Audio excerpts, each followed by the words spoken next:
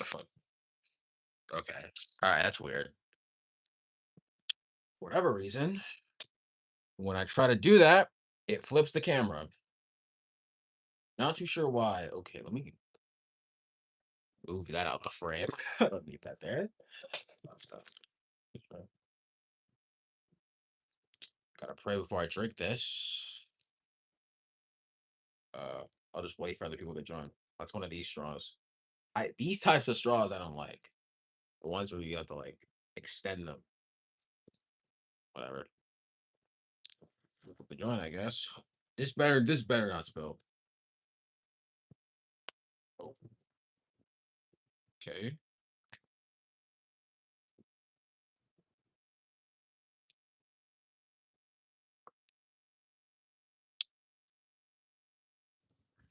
Yep, this tastes really good.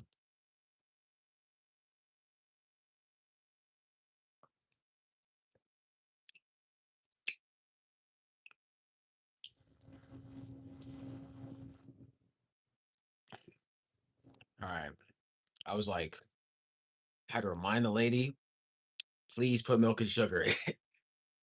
She's like, milk and sugar, right? I'm like, yep. All right.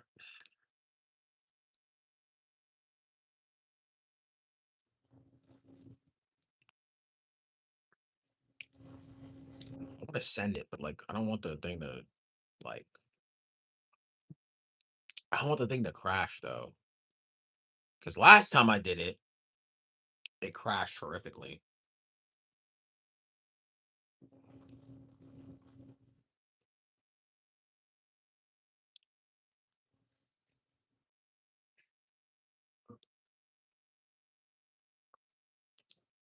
Let me calm down. I'm already like halfway done with the smoothie.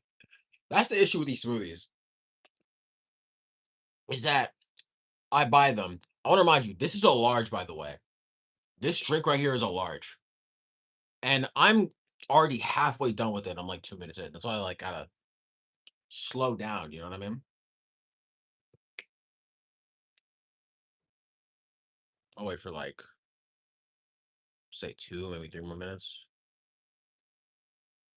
I don't want to. Okay, my thing is I don't want to copy the link and then the stream abruptly ends because it did that last time. Because last time I was like, okay, let me go send the link to all my friends.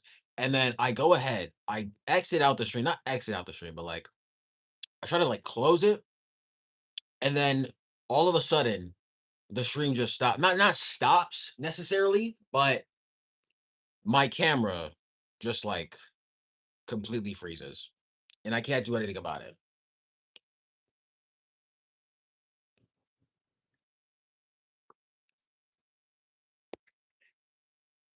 So that was very frustrating.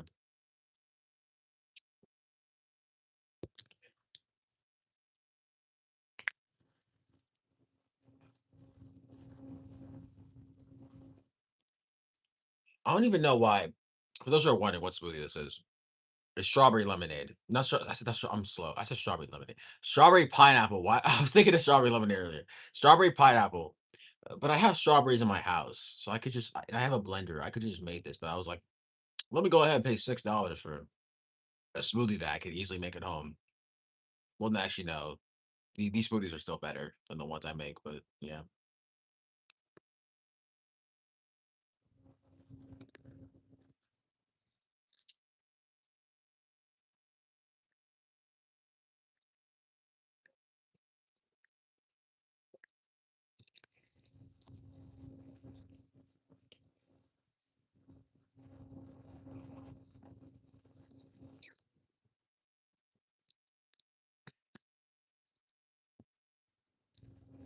but there's no shot. There is absolutely no shot. Excuse me. There's no shot. I'm already almost done with this. The NBA Finals, Game 5 is in. I want to say a little less than 3 hours. I'll say 2.5. A little more than 2.5 hours.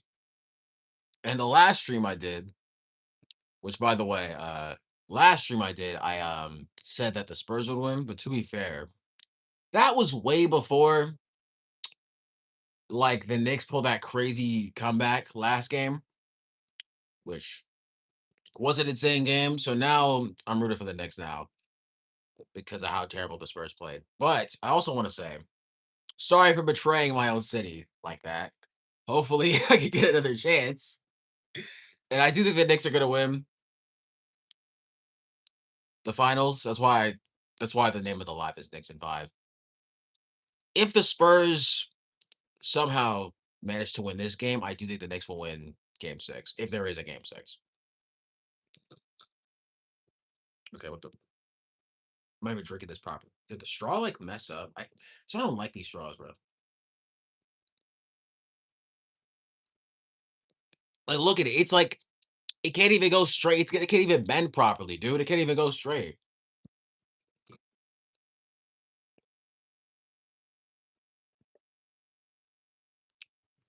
Makes no sense.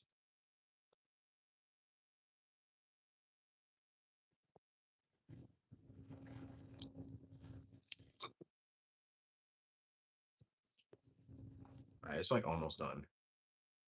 Like 6 minutes into the live, and I'm already almost done with this. Great. Okay, it's a hair under here. I thought there was a hair inside the smoothie. I was gonna freak out. I was like, what the what? Like, why is there a hair here?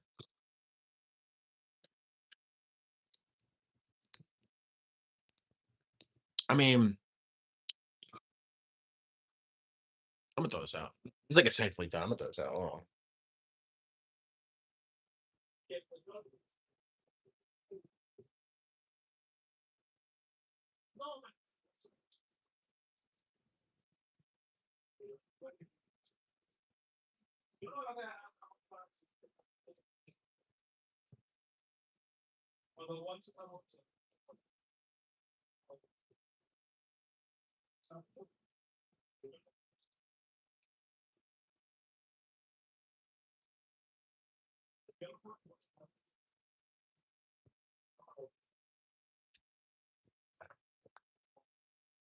All right, let me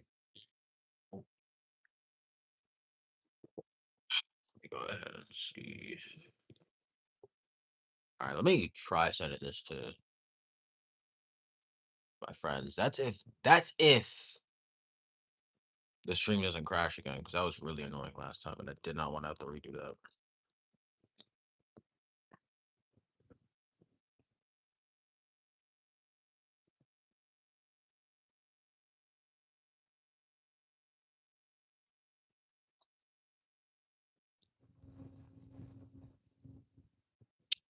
Okay, that was fine. What if I quickly try to very quickly before I crash again, I sent it to.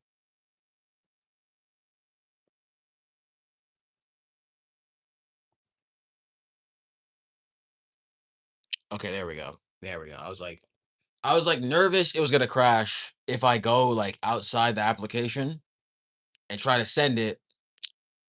All right, bro. I'm like 18. I'm legally not even old enough to drink. I'm not Unk, bro. This whole like, bro, this whole like movement of like calling me Unk is crazy. What's good, bro? Someone was in here earlier. They didn't even chat. They like liked the video and they just left. But nothing much. I'm chilling. My summer. How has your summer been doing? How's your summer been going? I'm not sure if you still have school or not. My summer's been good. Been trying to like keep up with my health. Going to the gym more. I didn't go today because I had stuff to do. Actually, no, I was just lazy. I didn't have anything to do. But yeah, I went for like Monday through Friday. I'm trying to do Monday through Saturday, go to the gym so I can go 6 days a week, which is what I used to do until I got lazy and depressed. But moving off from that, I was gonna stream yesterday, but I couldn't stream yesterday because I had to handle some stuff and because like my parents were like going out and like they needed me to stay in the house and I like couldn't do all that. So I was like, okay, fine. So stayed in the house. I couldn't exactly, you know. what's it called? I couldn't exactly leave the house. So I was like, fine, whatever, right? So I'm doing it today, which actually I was supposed to stream earlier around 5 and I didn't enter until like 5:40. So yeah, whatever. This stream's gonna be a little shorter because the Knicks game is literally at 8:30 and I'm watching the basketball scores. Cause yeah. And if the Knicks win the finals, then to be fair, I would love the city. I would love the Knicks to finally win a championship because the last time the Knicks were in the finals was around the 90s, and the last time they won a championship was around the 70s. Knicks not winning. I mean, they could blow a 3-1 lead. It's 3-1 lead. It's very unlikely. But here's the thing.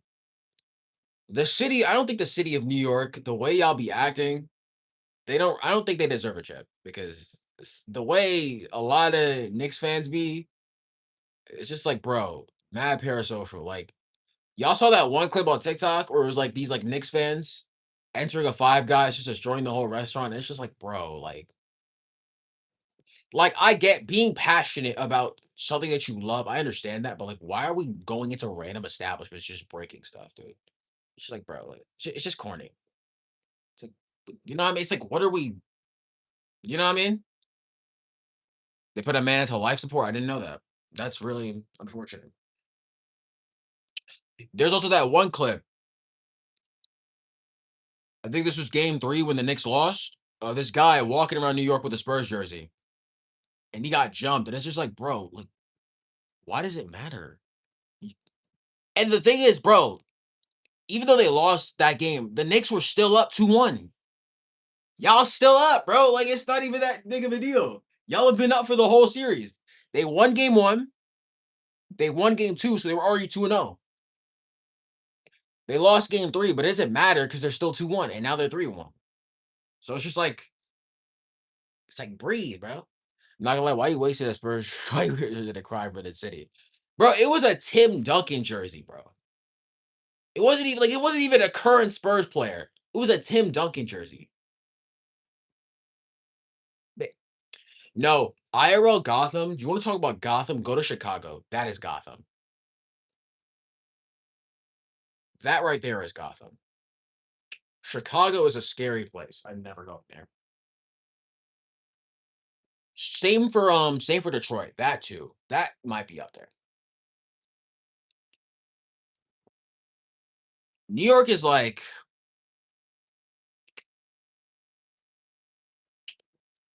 I'm not too sure what New York is like. New York is rad. But like, it's like, why even like, why are we all here just scared 826? Bro, we would all be scared going to Chicago. Stop playing. I would be scared. You be scared. Chicago is an odd place, bro. Telling you. Mad horrifying for no reason.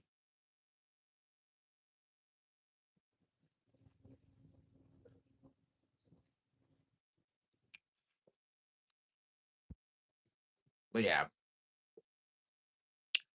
like I was saying earlier, I was supposed to stream around 5-ish, but I had to take care of some stuff. Also, I had to buy a smoothie, which I was drinking earlier on stream. If you could look previously. I was drinking earlier on stream and I finished it. Mad quick, even though it was a large. I finish my drinks very quickly, unless it's water. That takes forever for me to digest for some reason. But yeah, uh, that was very it was very awkward. But yeah, like I was saying, this whole summer, why you buying a large smoothie and not donating? What do you mean? Donating to who? To like a charity? I do want to donate to a charity one day. Probably whatever like whatever charity there is for like to help men with their mental health. I'll donate to that charity. Happy Men's Mental Health Awareness Month, by the way, which I might make a video about soon because I have some stuff today. But yes, Happy Men's Mental Health Awareness Month. Over 600,000 men a year take their own life, and it's very unfortunate. And mental health matters. It is the most important thing that matters, in my opinion. More than your physical health. Because your mental health can also determine your physical health if you think about it. It could determine your motivation. Bro, what are you talking about? What are you talking about? What? What are you?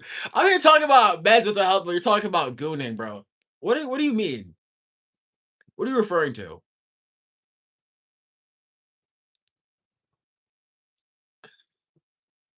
What do you mean two? It's this month. It's June. Like what?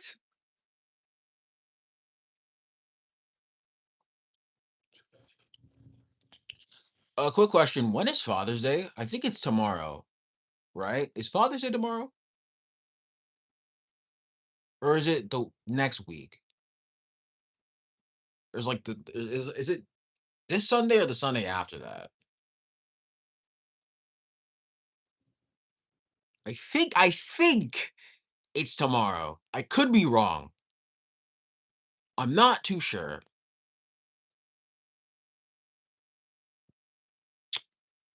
But yeah.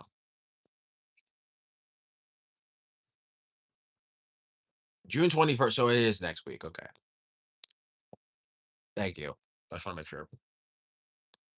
I have to check my calendar. That's the thing. I need to check my calendar because I don't know when these events are. I got to focus on a bunch of things.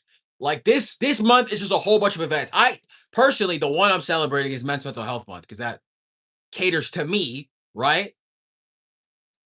So, and Father's Day too because I have a dad, but I'm not like duh. I'm gonna obviously gonna celebrate Father's Day, which I did. I did a post on Mother's Day. I've done like 3 posts or 2 posts, like 2 or 3 posts on Mother's Day.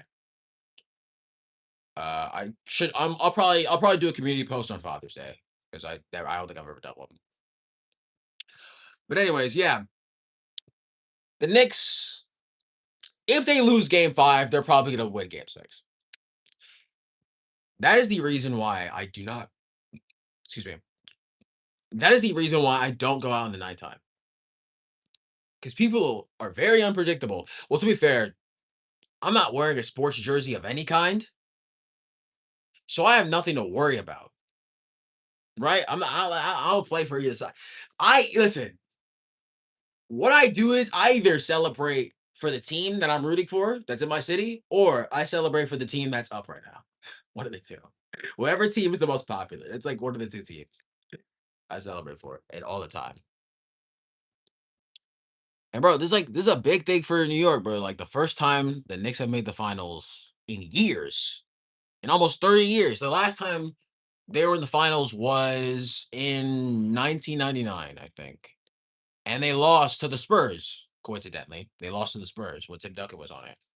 So, yeah, very big thing for the city of New York, and I think it's very important. Low key, should I turn on my TV so I can hear myself? So just to make sure the audio is good. I'm not too sure if I should. 97. Oh, it was 97? Oh, it was that long? I thought it was 99. Yeah, 97, sorry. That's like almost 30. Yeah, still almost 30 years. Wow. All right, quick question. I'm gonna ask this question later when more people are on here, but I want to ask you. I want to ask you, Kai. What is your personal favorite video of mine? Oh, I want to know the answer. I want to know the answer. I just want to see your personal favorite video of mine, not including any like edits or shorts, obviously, because that'd be too easy. You could pick like any of them. But yeah, all right, hopefully this stream can be longer than the last stream though, even though it's gonna be kind of short on TikTok or YouTube. YouTube. Yeah, we'll do both, but do YouTube first because I want to see what you have to say. But yeah, the reason why I said I hope this stream doesn't end quickly is because last stream I said I think I DM'd you this last stream when I was about to end it, my phone died. So hopefully this time my fully charged phone. If my phone is at low battery, if it because you can't see it obviously, I can still see the if I get a low battery message at all during the stream, I will end it. I will end the stream. I like Deku versus Miles a lot. It's how I found you. Thank you. Thank you very much. And I like that video too. That was a very fun video to put together. Well, not really, because I recorded that video when the death battle came out, and then it was like a month after. But still, it was a very fun video to put out. The whole like stupid debate series, even though there's only like 4 videos of them, I do like those videos. Uh my personal favorite video of mine, uh I'm trying to think because like a lot of the videos like pre just so random were just kind of ass. Like, my favorite video of me personally, I would say I'll give out 2 answers. So the first one I'd say that is a favorite of mine is the why Mario versus Sonic is a stupid debate. That one definitely up there for one of my favorite videos. I thought it was very funny.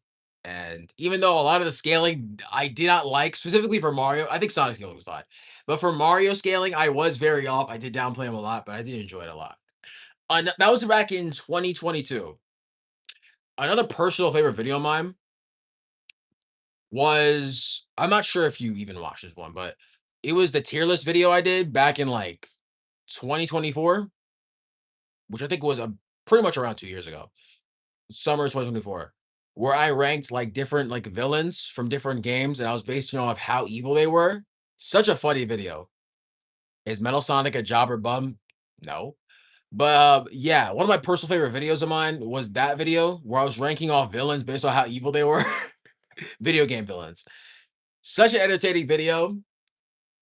The only problem I have with that video is because there was like half of the characters I skipped because a lot of the games I have not played or just had no opinion on the characters. Also, because that tier list had like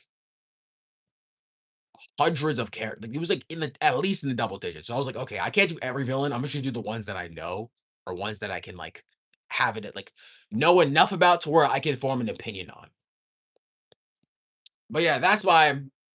By the way, Elemental, I asked earlier what is his favorite what is everyone's favorite video of mine? So yeah, you want to answer that question. But yeah, that video, the tier list video, very entertaining vid. I like putting tier lists together. I think low key putting tier lists together are just like the most like entertaining like tier list of favorite LTG rages. Oh, that would do numbers.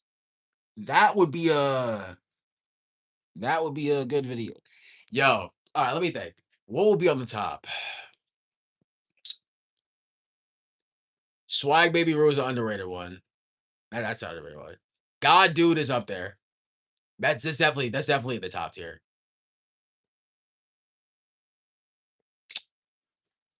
I Got Robbed was also another good one. I'm trying to think. I'll consider it because that's like LTG rages, bro. Oh my god, dude, bro. LTG would be. This dude's doing straight. That one's up there too. That one's up there too. That one's also in the top tier. This dude did a 10 combo. This dude's doing strings. That one's up there. Um, what else? What else is up there? Okay. God, dude. He has so many, like, bro, he has so many funny clips, like, especially a lot of his, like, older streams, he was very funny. He had a lot of funny rages. It's like, "I give people wins, dude, I give people wins." That was up there. Bro, he has so many I forgot he has so many funny clips. Not gonna lie, anytime he's playing either Street Fighter or Smash Ultimate, it's just the funniest thing ever. He plays a lot of Mortal Kombat 1. He calls that game remedial. He says it's a game for scrubs, which honestly, he's not entirely wrong. I played a bit of MK1. The new Mortal Kombat game, it's like it's kind of easy. I'm not gonna lie. Like I was playing against the CPU on the hardest difficulty, and it took me like until my second attempt to beat them. It was pretty like wow, really? It was that easy?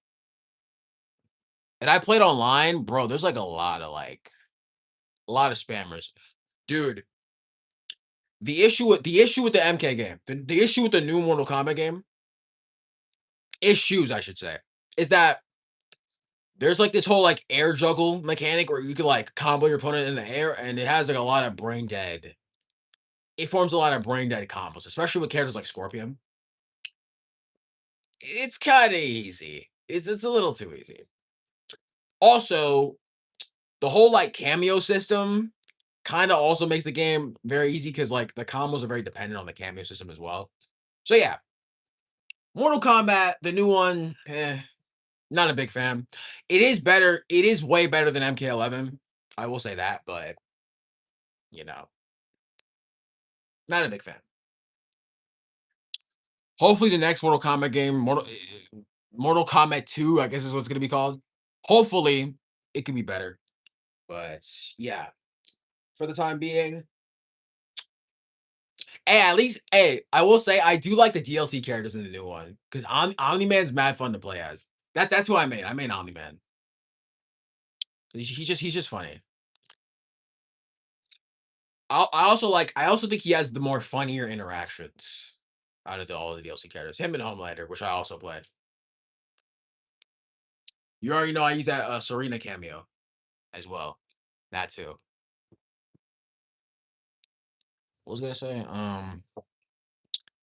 But yeah, if you do that LCG tier list, you shouldn't be doing it on a stream and make it a VOD. Oh, yeah, I should. That would be funny. Like getting the chat to like interact and be like helping me be like, yo, like where should this go? Where should that go? That would be funny. Bro. The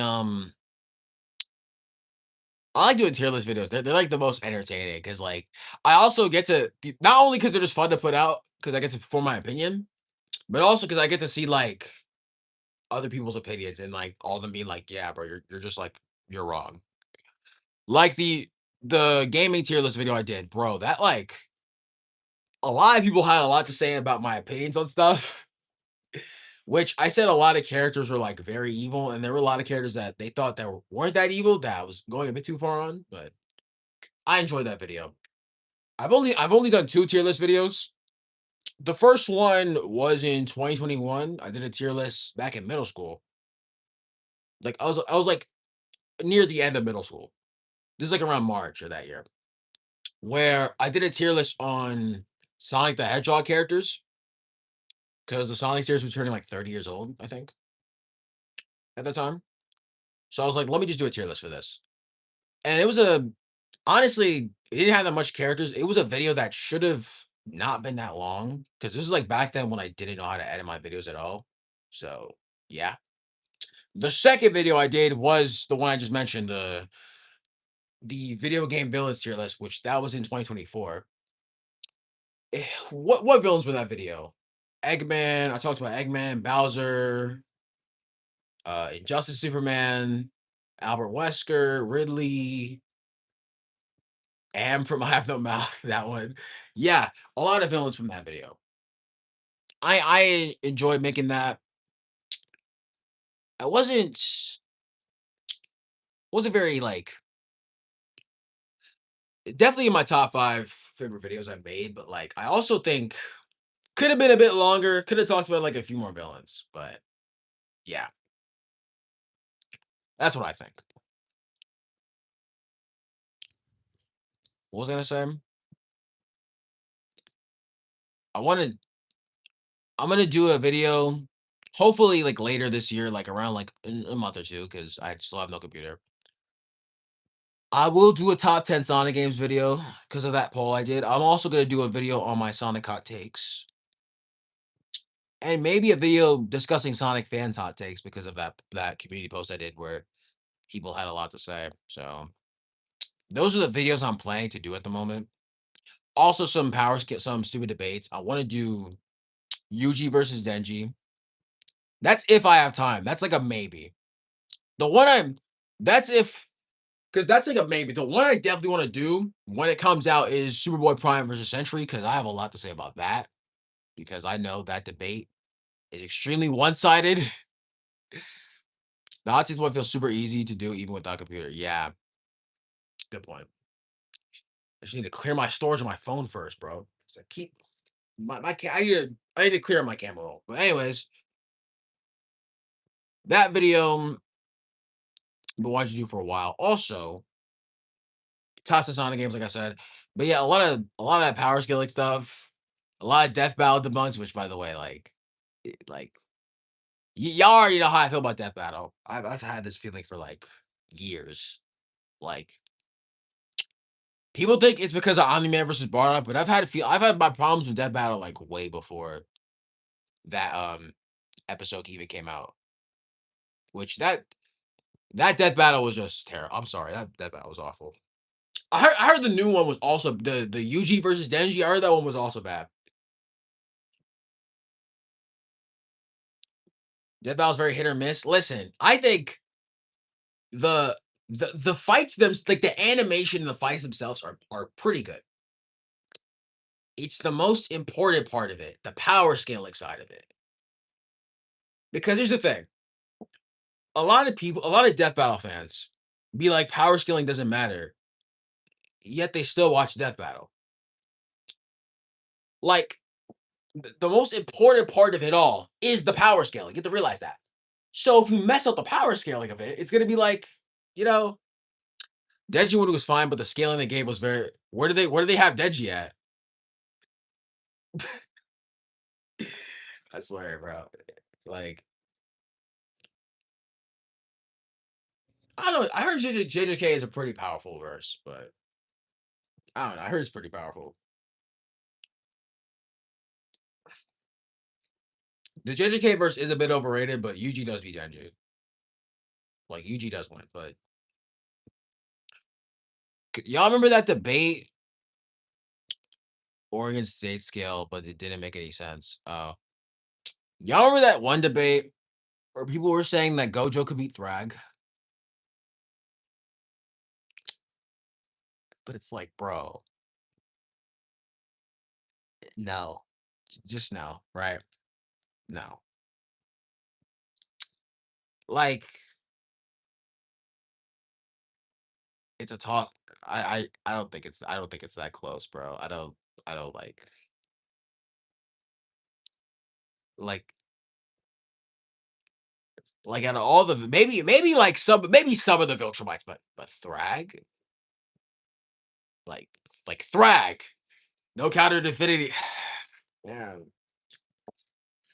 Oh my god, I cannot stand hacks merchants, bro. Ugh, I can't, bro. I can't.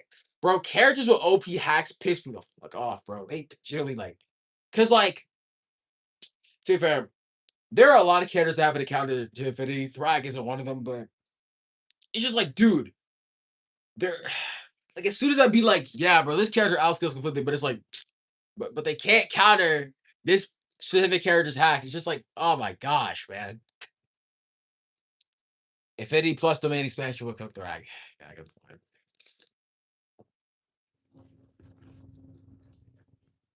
Okay. Okay. What is a stupid debate that I should do? What is it? Y'all have any stupid debate ideas that I should personally do?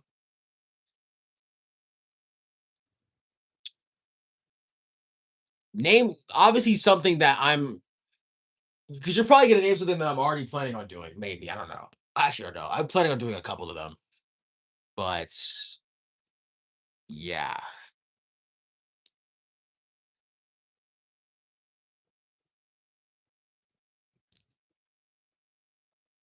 Oh yeah, that one's an easy wash, bro. Like,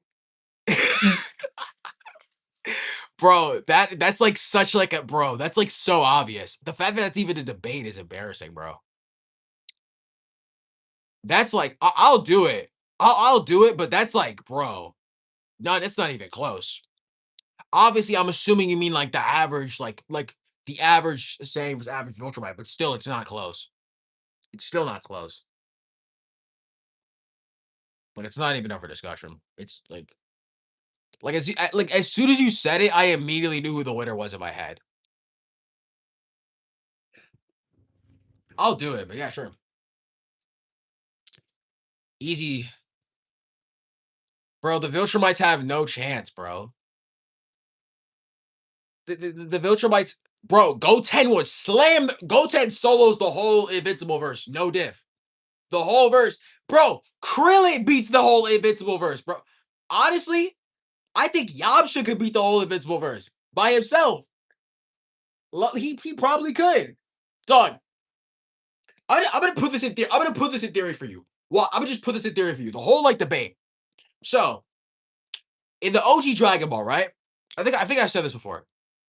In OG Dragon Ball, Master Roshi with a power level of 180 was able to blow up the moon. Now the moon is around, I think, 3.7 times smaller than Earth. I think. So you would need a power level around 600 something. I don't know the exact number. Raditz, who is a low class warrior, has a power level of 1200. Busaka Goten beats Static Frieza, by the way. Dead ass.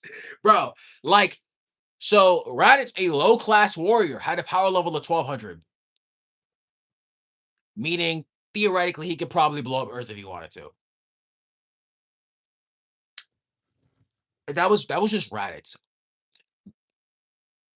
The Cybermen were stated to be more powerful than Raditz. I don't know by how much, but they were stated to be stronger than Raditz. Nappa's power level was 4,000, so he's definitely around large planetary. Vegeta in the Saiyan, bro. Vegeta in his first appearance in the anime blew up Earth. No, not Earth, but he blew up a planet. Vegeta in the Saiyan Saga had a power level of 18,000.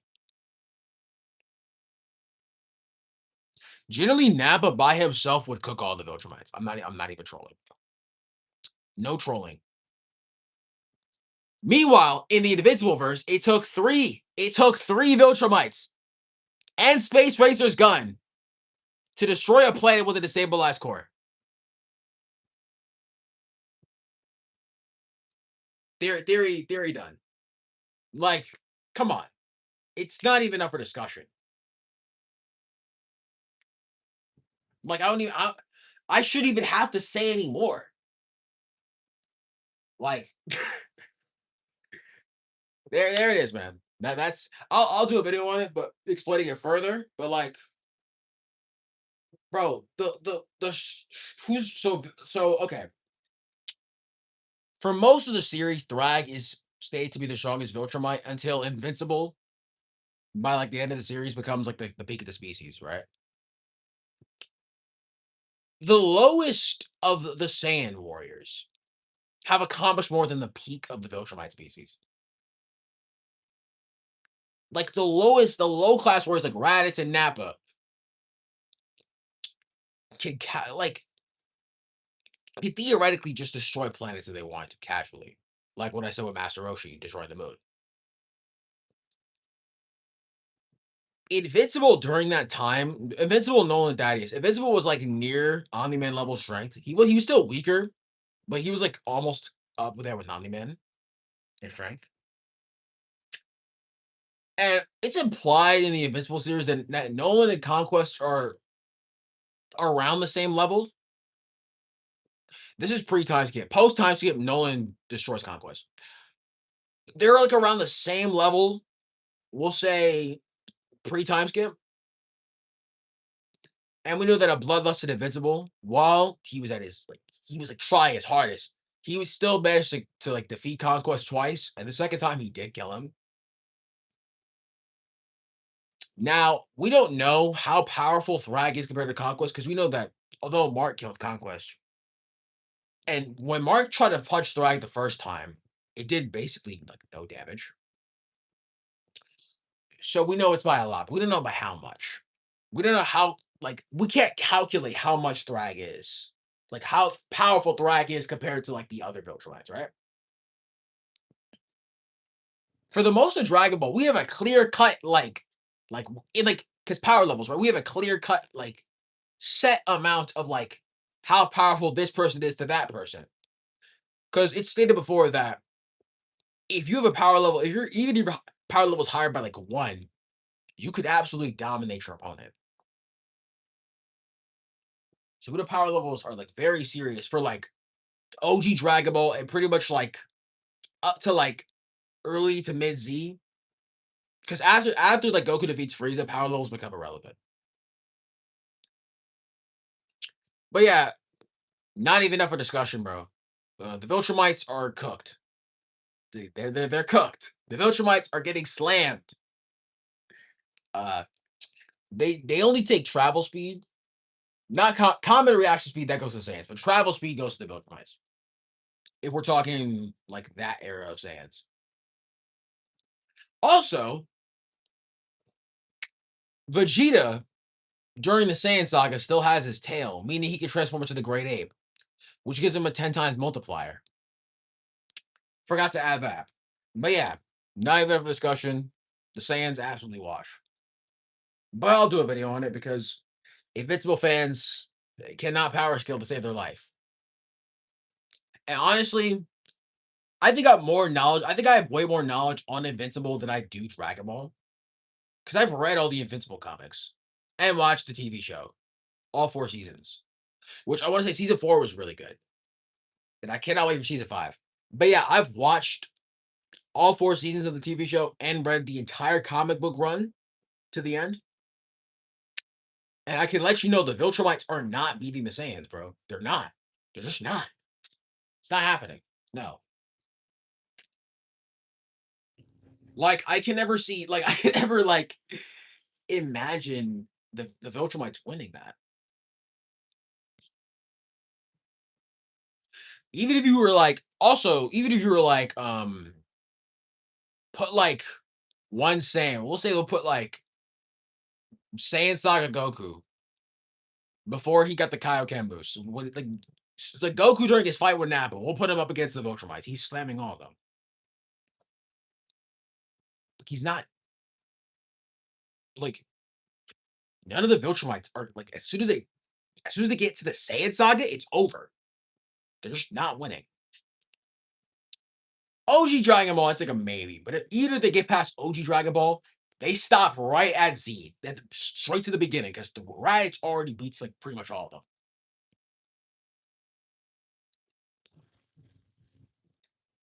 That's what I think, though. What do you guys think? That's my personal opinion on it, though. I just don't see how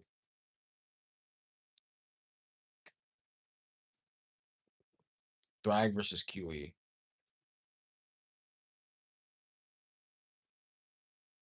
That's debatable. That's actually a close one. It's funny how it's funny how like the most like garbage tier Dragon Ball characters are like would absolutely dominate like a lot of verses, including the Invincible verse. Because in the Dragon Ball verse, they're sorry, but if you put them in a lot of verses, they like would cook. Like people like to downplay Krillin because he's like weak compared to the rest of the cast. But if you put Krillin in a lot of these animes, he's like clearing. Or animes, cartoons, a lot of these verses he's clearing. Like I honestly think Krillin can clear all of One Piece on his own. Zarbot washes? Yes, he does. He does wash. But yeah, look, Krillin would honestly clear all of One Piece on his own. Same with Yamcha. Like it's not even close, man.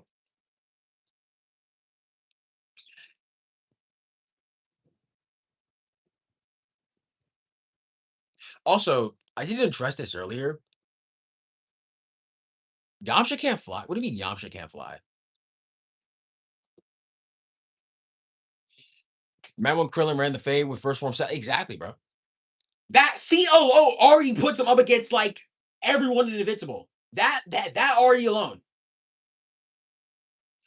Remember when Tien did like the triple tri beam on second form cell? He was like, get your ass up. Like, bro, like the humans in Dragon Ball are insanely powerful, like on their own right. Like we take them for granted because We're like putting them in front of Goku, Vegeta, and Trunks and all these powerful Saiyans, but you take them on their own, they're insanely strong. Like, take them on their own, they're like really powerful. So yeah. Man, what a normalized football team forward defense front and stop first for himself. Bro, we are not about to get a random football team up against the Invincible first. Although that would be funny. Prioritizing the agenda, that would be hilarious. But um, yeah. Putting a whole football team up against the Invincible, I would do it. Cause it's funny. Just slandering these guys, it's like hilarious. Like, and I don't hate Invincible. I actually enjoy the series a lot. I love reading the comics. It's just that a lot of his fans, a lot of Invincible fans lack media literacy and don't understand the characters and can't power scale to save their life. So yeah, I just kind of like bullying the verse because it's just funny, you know? And yeah. So yeah, if you're wondering what that random noise is in the back, I have the AC blasting because it is super hot outside and it's summertime. Dude, yesterday I was sweating bad. When I left the gym, I was sweating bad. Either way, bro, because this is what I had to do. Woke up, shower, go to the gym, come back home and shower again, and then go outside again because I had a doctor's appointment. And when I came back from the doctor's appointment, I was still sweating. I was genuinely contemplating, like, should I take another shower? 3 showers in a day would be insane. That would be crazy. But no. Um,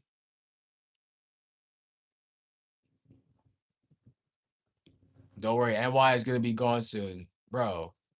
You're telling me to not worry because the city's gonna get destroyed. Honestly, my neighborhood is like mad chill. Like, I know a lot of YouTubers like to portray themselves as like very tough, but I'm just like, bro, like my neighborhood is like the sweetest thing ever.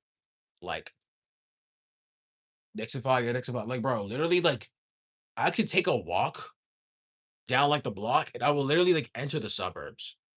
Like it is the sweet, like it is the sweetest neighborhood ever compared to a lot of like other neighborhoods. It is so sweet, bro. I'm literally living in between the more urban area and the suburbs. I'm literally in between it. Like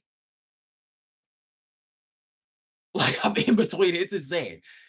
But like, bro, it's like it's mad chill here. It's like pretty empty, but honestly, I prefer it that way. I prefer a more quiet neighborhood than an area like we'll say Madison Square Garden where there's like a bunch of chaos and just unnecessary stuff. That is wow. Yeah. Definitely a crackhead for sure. Just wild neighborhood. Yeah. What an such an insane thing. Okay. Uh what was I gonna say?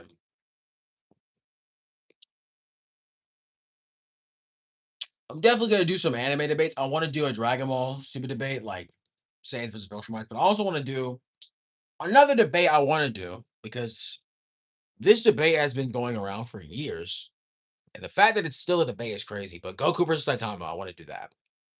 Because I got some stuff to say. I got some stuff to get out my chest. I already know who wins. The winner is obvious if you if you see my some of my previous edits and what I've talked about and what I think, you already know the answer. You already know who I'm gonna say wins.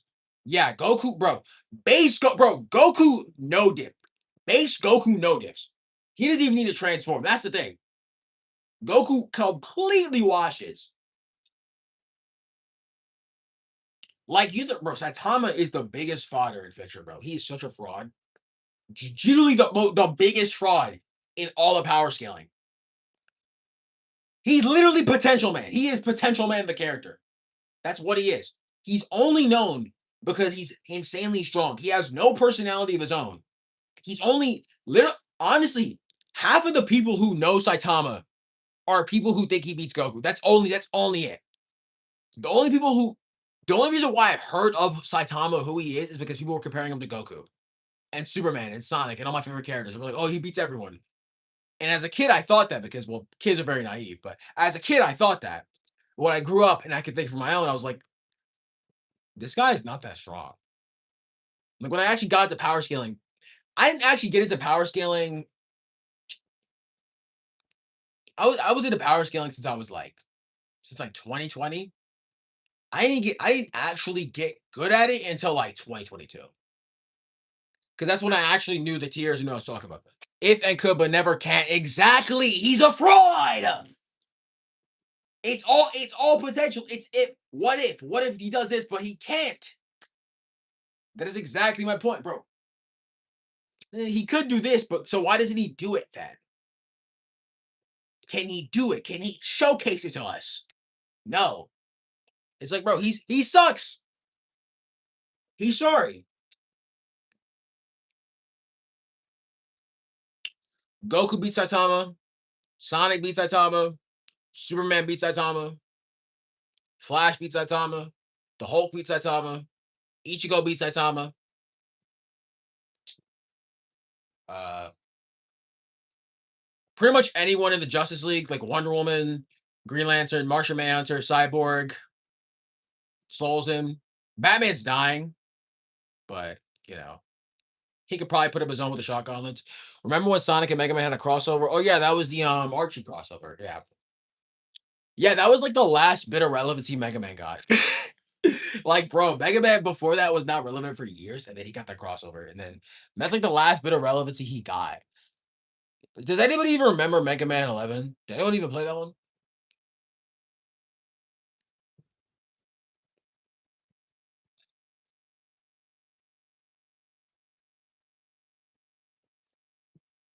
I want to try out not classic Mega Man, but I want to try out the Mega Man X games. I bought the Legacy Collection on Switch a long time ago. I played it like once, or I played like X1 for like 20 minutes and gave up on it. I actually want to try it out, but yeah.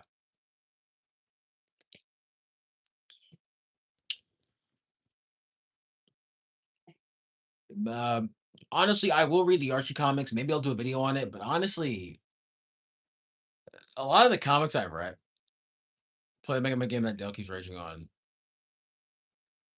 Is it Mega Man 11? He played like actually he played a few of them. He played Mega Man X on stream, I think. I think it was Mega Man X. Was it that one? I don't know. Whatever. Anyways, I think it was X. I think it was X1. But anyways, yeah. So want to try that. I'm cutting. What? Okay. A lot of fight because similar to Low Tier God, I do play a lot of fighting games, and I do get very angry at them. I don't dox people I fight against though. And when I do lose, I just kind of say, you know what? I'll just play the next game, bro. But yeah, uh,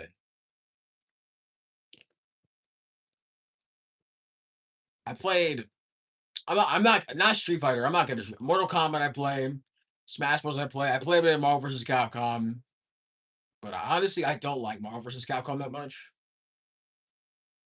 The OG ones, like okay, the first one, the 1 and 2 are good. Marvel vs. Capcom 1, good game. Marvel vs. Capcom 2, a classic game.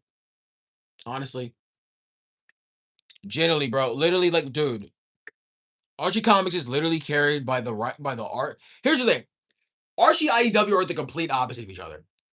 IEW has great writing. I like for the most part. Some of it a lot of things about it I don't like.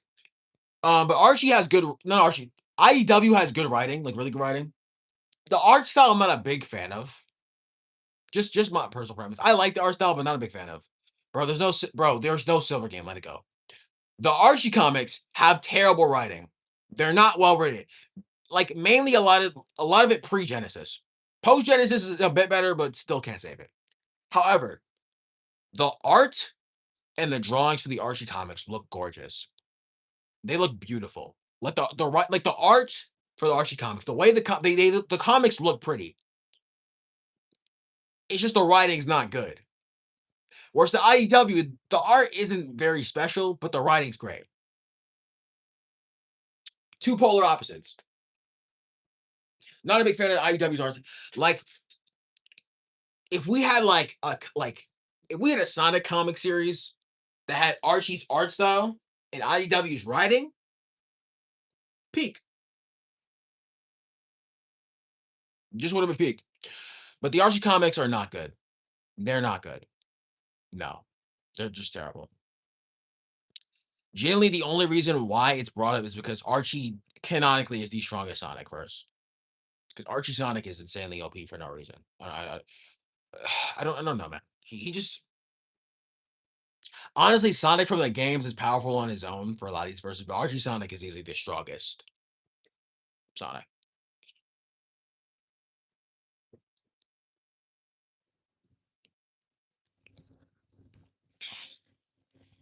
Archie Sonic's overhyped. Well, he is. I think he is. He does live up to the hype, but the issue is that everyone talks about him in every debate, and it gets annoying. Also, like I said earlier, Sonic from the games is enough to like beat all these like a lot of these verses. Like you don't even need Archie Sonic for like a majority of these verses. Like it's a solo. Damn. I just choked my own spit.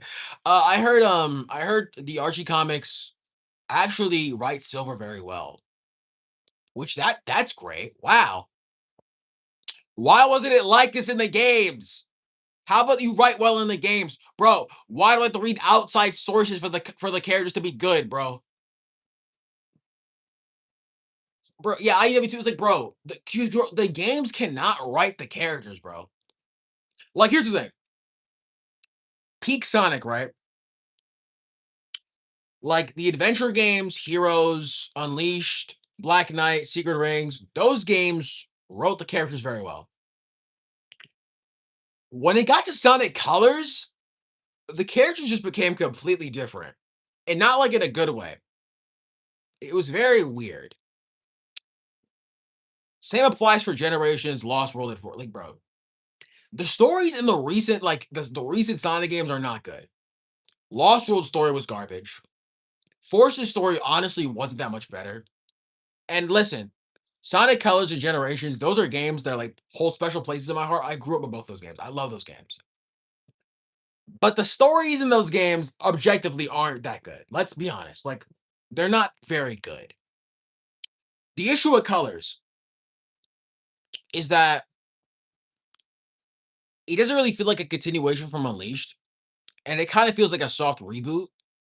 And the way it writes the characters is just so odd. Like, you could tell Unleashed was shifting for a more mature audience, and the Colors just kind of went and said, let's just like appeal to more kids, which that's fine.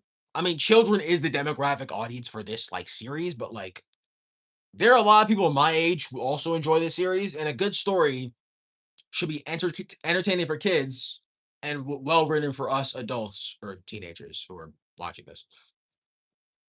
So yeah, and also Colors has a lot of corny jokes. Frontier Story might be the best in modern Sonic history. Knuckles, Amy, Tails, development, or lore. We're making Ohio jokes in 2026.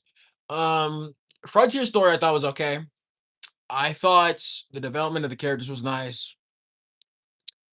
I do think the characters are probably at their best in a while. And yeah, they actually like for the first time in like years, the characters aren't saying any cringe dialogue. They feel like actual characters, especially Amy, because Amy is probably one of the most inconsistent characters writing wise, and it's very bad. Because Amy in Adventure One was cool. She was cool in Adventure One. I actually liked her arc of like her trying to like move on, be independent. And then every game after Sonic Adventure 1, she just resorts back to her personality of, oh yeah, I only care about Sonic and anything else. And it's just like she just kind of goes backwards. I did like her. She did have a couple of good scenes. I did like her scene in Adventure 2 where she talks to Shadow to be like, hey, like the world's about to end. And she's basically the one to redeem Shadow. But after that, Amy just becomes insufferable. Like it's like, bro, in my opinion, the biggest example of this is Sonic Battle. Sonic Battle's a fun game, but bro, Amy is insufferable in that game. Like she does nothing to the story. She's like a complete nuisance the entire run. It's just embarrassing. Another thing, back to the modern Sonic stories. The problem with Generation Story is that there's not really much of a plot.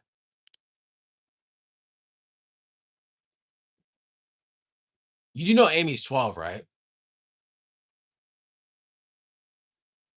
You are aware she's 12, right? Yeah, turtles are nice. Kai, bro, IEW is IEW is Amy Perfect, super cool leader, while still kind of super for Sonic. How you been emo? How you mix it both? Yeah, probably. Yeah, bro, Amy's 12, bro.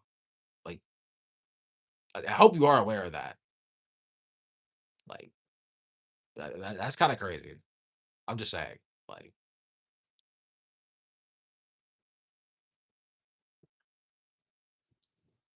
Kai, how old are you?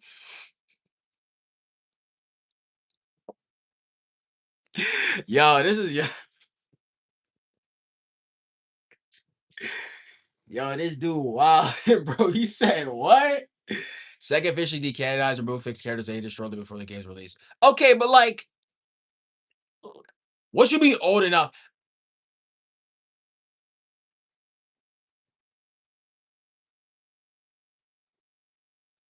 Um, yeah, but like, it's implied Amy's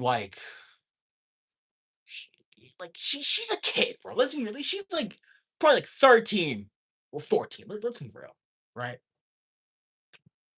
There are obviously, huh? Shut up, bro. No, no, bro. No, no. I know what you're getting at with this, bro. Oh, wait, what? Leader of the Resist? Oh, is this an IEW? I don't know. I don't know. No, I don't read that.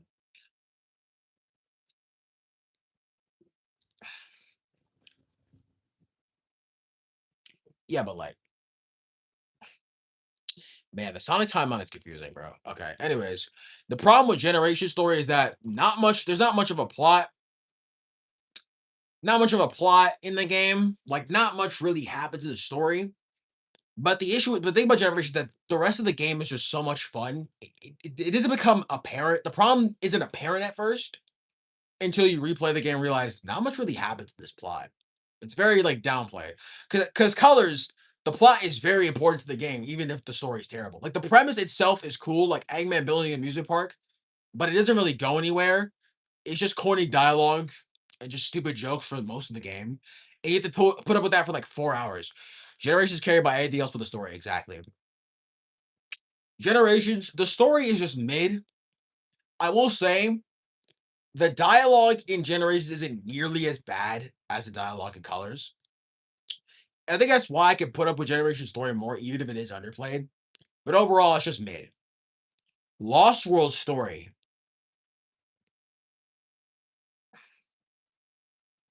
Anyways, Sonic Forces story. Now, the issue with Forces story was just that it could have had potential, right? It could have been a fire. Like realistically, Forces could have been a good game. It could have been good if the gameplay was actually if you took time to actually like develop the game's controls and write the story better and give the villains better motivations. It could have been a fire game. The plot of Eggman taking actually like winning, succeeding in taking over the world. Like this is the thing, Eggman, bro. Eggman's wanted to take over the world since like I believe Sonic Adventure, because his original plan was he wanted to like turn like stuffed animals into like suits and turn them into robots. That was the original plan. Like make his own army. And in Force Overclock was what the story should have been. Neo Metal with Ruby Plus if it could have been gas. Yeah, for sure, bro. In Adventure One, he wanted to build Robotnik Land, the whole city, right? And then later on, like during the midpoint of the series, around like Advance 3, he wanted to just take over the world. And now, like, he wants to do the same thing in Sonic Unleashed as well. He wants to like basically just take over everything. It forces he pretty much wants to destroy the world. And like Eggman is like about to succeed. And like, okay. Like Sonic already getting beat up first thing, like first 20 minutes. Okay, this could be a good story. But then we just randomly like get this exposition. Oh yeah, 6 months later, and then Eggman takes over the world, but we don't see anything happen. Nothing comes out of it. The characters don't really seem that bothered that Eggman just took over everything. So it's like, what's the point? And it's like, okay, you set this entire build up. You had this whole build up, all these new villains. Also, speaking of that, I want to talk about the villains in Forces because that's my biggest flaw of the story. Force tried too hard to be Generations 2. Exactly. So the hype of Forces was that they were going to bring back old villains and they added some new ones. There were 5 main villains in the game that were hyped up. Infinite, which is like the new villain. Chaos was returning. Same for Metal Sonic. Then Zavok. And then Shadow was a villain again for some reason.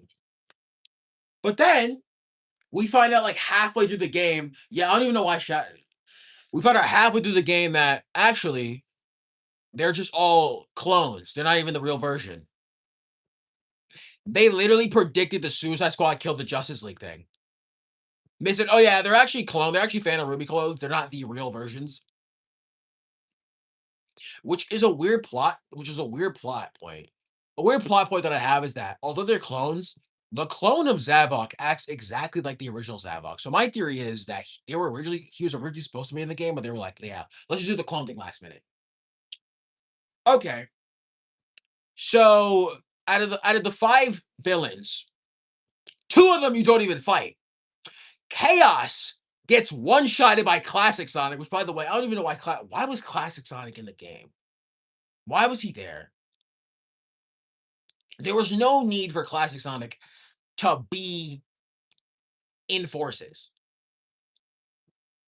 The main issue with like the 2010 games is that a lot of them are based on nostalgia. Don't even get me started on Tails.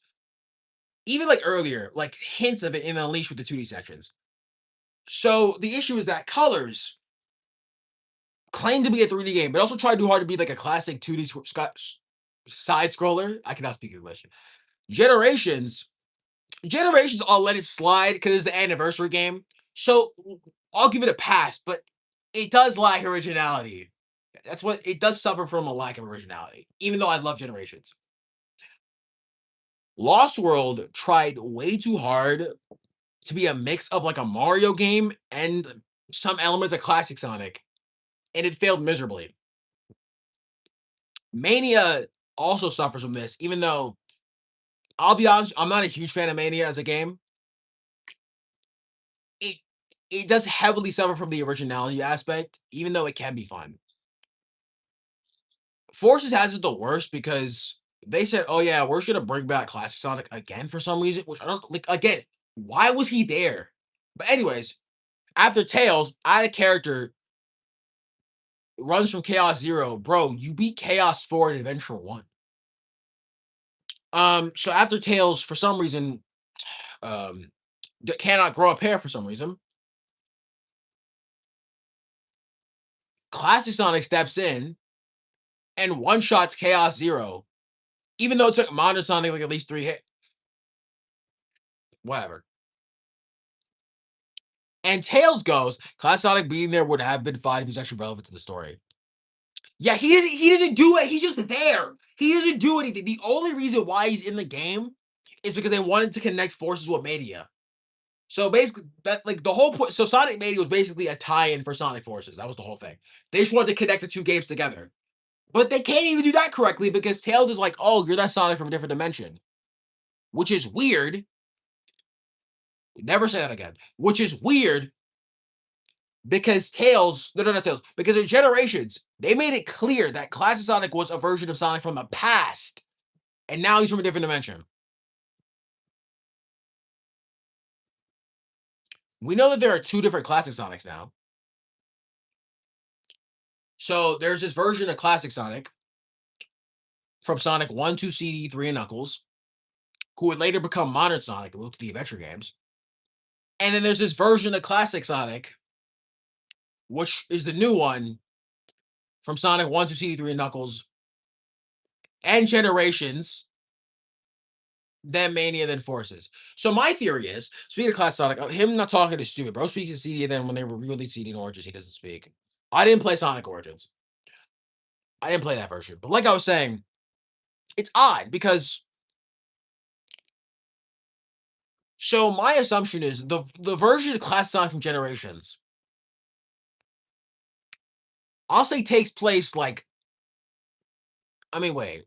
Actually, no, because here's the thing: we don't see classic Knuckles at all for some reason. We only see classic Sonic, Tails, and classic Eggman. So my theory was it would take place before Sonic 3, right?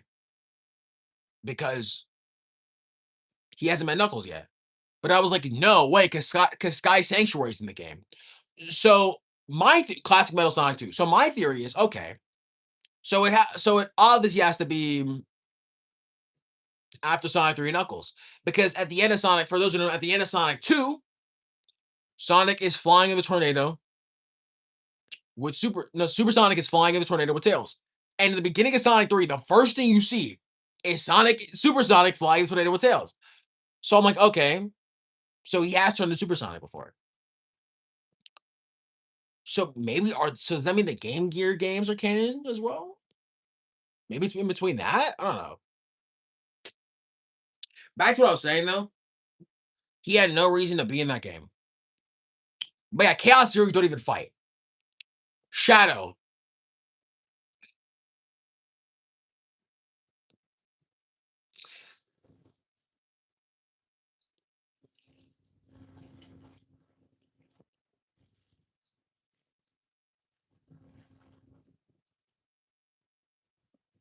Moving on. So the thing is that Metal Sonic gets one boss fight that's like fine.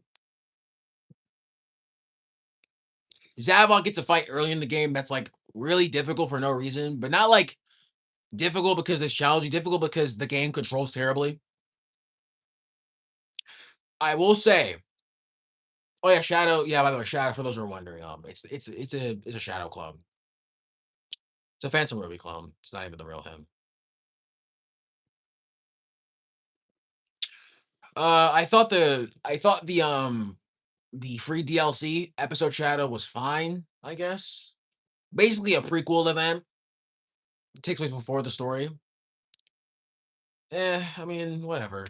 I mean, I am glad I get to play a Shadow again because before this game, you couldn't play Shadow for like the last game he was playable in was I think Sonic the Hedgehog 2006. Obviously, we're including main series games. I'm not counting like the Rivals games or like Sonic Riders multiplayer. Or if you want to count Black Knight, be my guest, but I personally wouldn't. But yeah, very stupid. I will say though, I'm gonna give credit to Forces. I did enjoy the infinite boss fights. I did like those boss fights. The infinite fights were some of the better parts of the game. I thought they were very entertaining. I like the whole idea of if you get hit by if you get hit by the little like, if you get like you have to like dodge these like obstacles, and if you get hit by one of them, it turns to a more dangerous part of the area. That was very cool. His second fight with the Avatar is painfully easy, even if the burst wisp. It's like, bro, the fight will end in like 30 seconds. And the final fight with Infinite was fun. I also enjoyed the final boss a little bit. Not necessarily the most, but like the final part where it's them in null space and fighting him. And although it was dumb, I did like the triple boost segment. But that's about it. I beat Forces twice. First time was on Switch, then I rebought it on Xbox One. Both times I was bored. Out of my mind. I wanted to stop playing. Generally, I think it was only a little more fun on the Xbox because for some reason the Switch cannot run Sonic games properly. Because the Switch has it capped at 30 frames when the Xbox and the other versions like PlayStation and Steam have it at 60 frames. So I think that's why the experience was only slightly, just a teeny tiny bit more enjoyable on Xbox. Victory is ours. Embarrassing. And Frontiers, listen, you know my opinion on this game. The story was one of the better parts of it, though. Like you have to realize, my issues with Frontiers are on the gameplay side, not the story. The story's fine. The story's fine. It's one of the better written stories we've gotten in a while. Also, the best written story, in my opinion, Unleashed is my favorite. It's up there. I think the wasn't Sonic Colors. No, Colors similar to Genera. I think everything about Colors. I think the story was like one of the definitely one of the weaker parts of the game. One thing I like about Colors story though is that in every Sonic game, since like Sonic 3 and Knuckles up to like Sonic Unleashed, there was this thing where like you always had to play a Super Sonic at the end and get the Chaos Emeralds. But the thing about Color Story is that the Chaos Emeralds are not relevant to the plot, and I like that. That was probably the only thing about the story I liked. That the Chaos Emeralds are not relevant to the plot.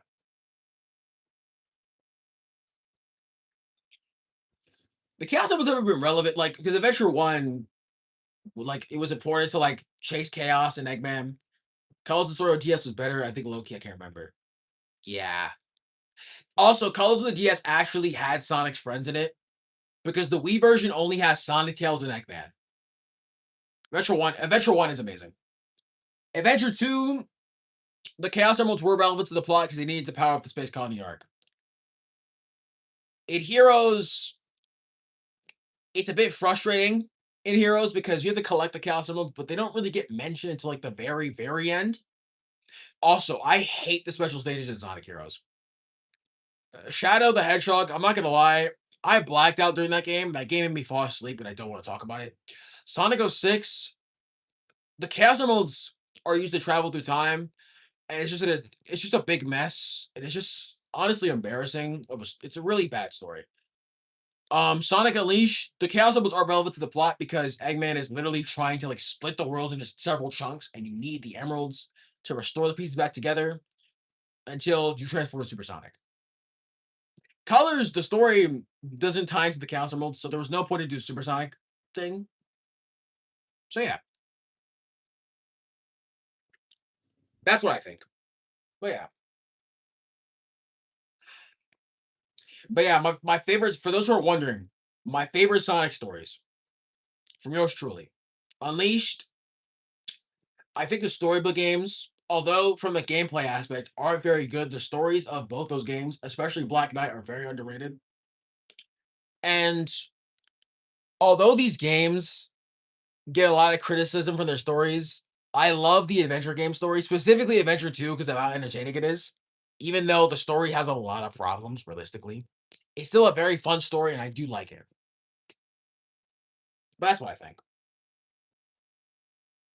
W, yes, sir. Yeah, I really enjoyed the adventure game stories.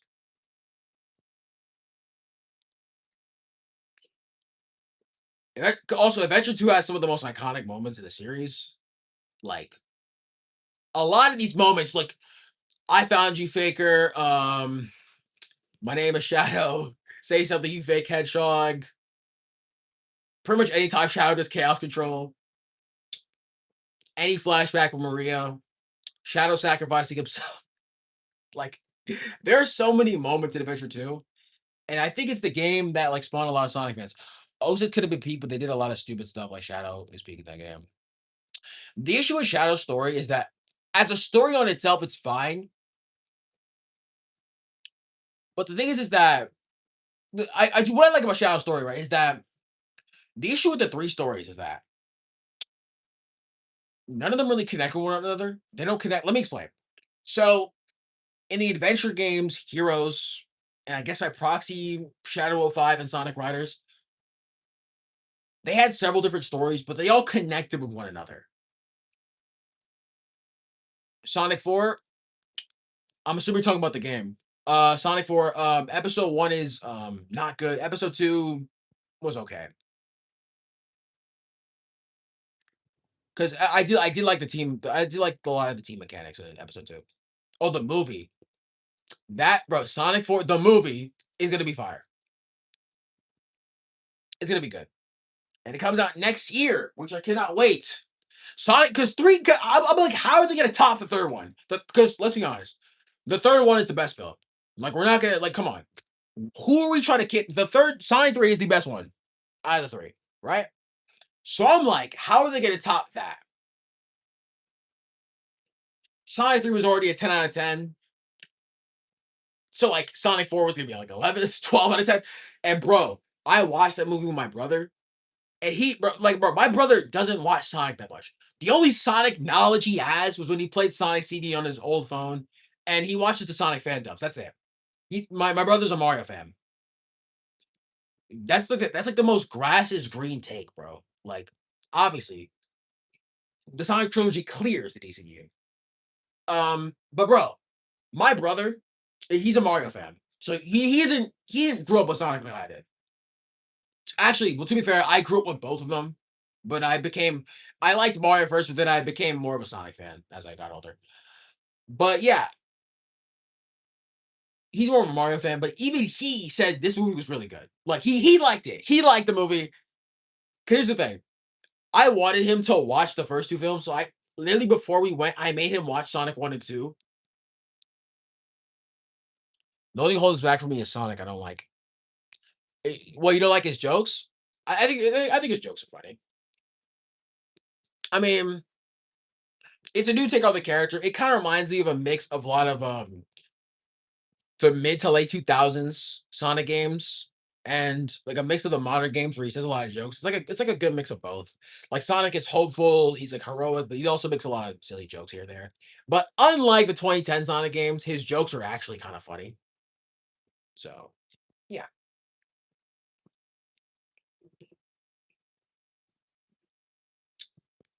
Um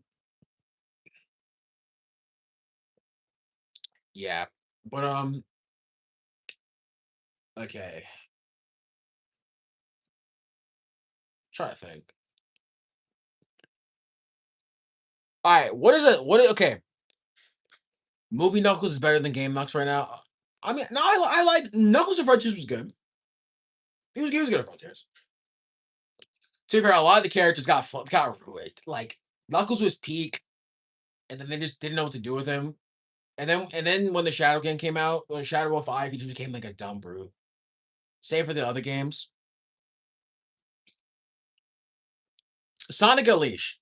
Although I love the story, Unleashed was the first game to kind of start the trend of the Sonic characters being less and less important to the plot. But in Unleashed, I can excuse it because not only does Unleashed have like a way better story than like any of the later modern Sonic games, but also because that was the game that introduced Chip, and he's like a big focus on the story. So Sonic's friends, there's not really much use for them. Tails in the game for a bit. He's helpful. Amy is in like a few cutscenes, but that's about it. Knuckles, Shadow, Blaze, Rouge, none of them are mentioned. But to be fair, they weren't really. How are they going to be useful to the plot? You know what I mean? So yeah.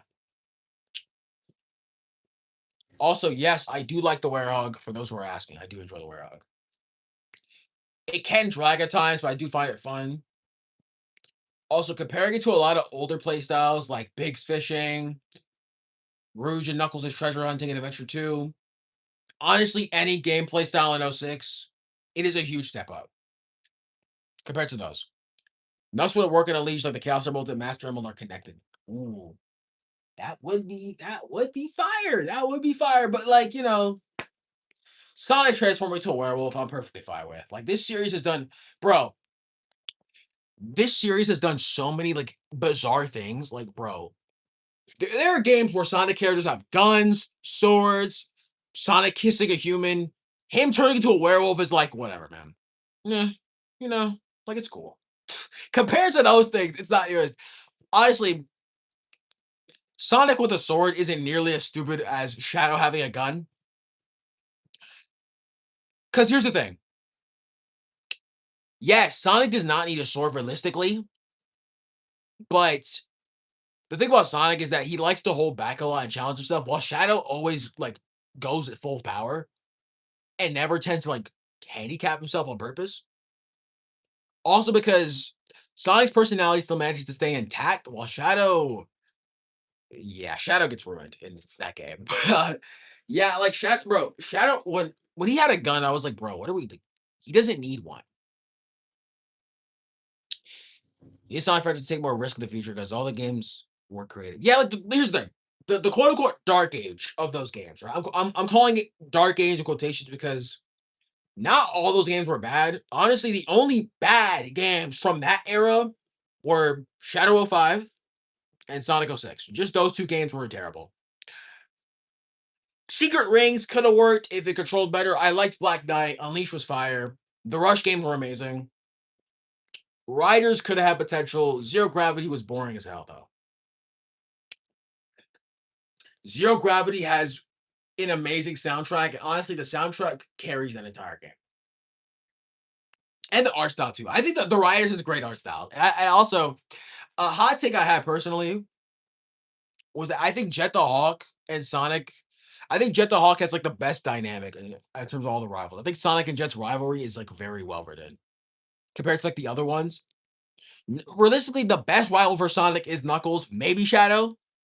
My personal favorite is Metal Sonic, but I think Jet has like the best like dynamic with Sonic in terms of like riding wise. That's my hot take. Maybe it's because we don't see Jet like that because Jet is only in the Riders games. He's not in any of like the cartoons or like movies. He's only in the Riders games. He does appear in like the Olympic games, but like no one plays those anymore. Also, I think they like delisted those games, so you can't even access them anymore. Not delist, but I think they said they're gonna stop doing Olympic games. So it's like nobody plays those anymore. They got three games to try the rival. Exactly. Like no one plays the Olympic games anymore. I think Jet is in the comics, right? He probably is. Whatever. I think Jet is in the comics, but I don't read IW. He's in the Archie comics too, but I also don't read those either. So it's like, yeah, don't really care. Another character, yeah, Jet was very cool. He had a lot of swag, and he was very awesome. They brought him back for Crossworlds, but Crossworlds doesn't have a story, so who cares? Is Crossworlds good? Is it a good game? Be honest. Like if it's trash, like let me know. I've never played the racing games I don't play. The only racing games I played were I think I played Sonic Drift like once. I tried Sonic R for like 5 minutes and I turned it off. I was so no. Sonic, I played Sonic Riders. I got to the end of the hero story and I rage quit it because that game was frustrating. I played like 30 minutes of Zero Gravity and I turned it off. We don't talk about Sonic Free Riders. I played Sonic and Sega All Stars Racing, the first one, and I played the demo of the sequel All Stars Racing Transform, which I do want to play that one because I heard that one's like really good.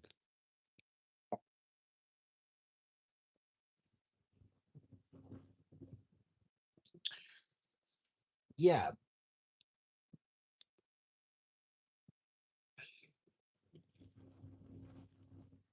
Cross was as Mega Man, 10 out of -1. Jokes aside, heard it was mid, not bad, but great. I think Pac-Man's in that game too. They did a Godzilla crossover as well. He's like a playable map. He's gonna be a playable map. Crossworlds, I hope. I might try it out, but I just don't want to pay like full price for a game, especially a racing game. Like I don't play racing games like that, bro. No, it wasn't, bro. Name five good things about Sonic 06, excluding the music. Anyone but Mario? Nah, because Mario Kart World was like, bro, because that would, bro. You know how Nintendo is. Also because Mario had his own racing game during that time. Because Nintendo be greedy.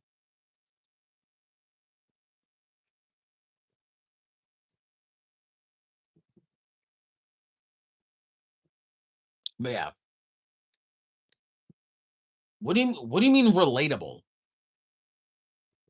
Cool levels. Yeah, I know that's not your banning.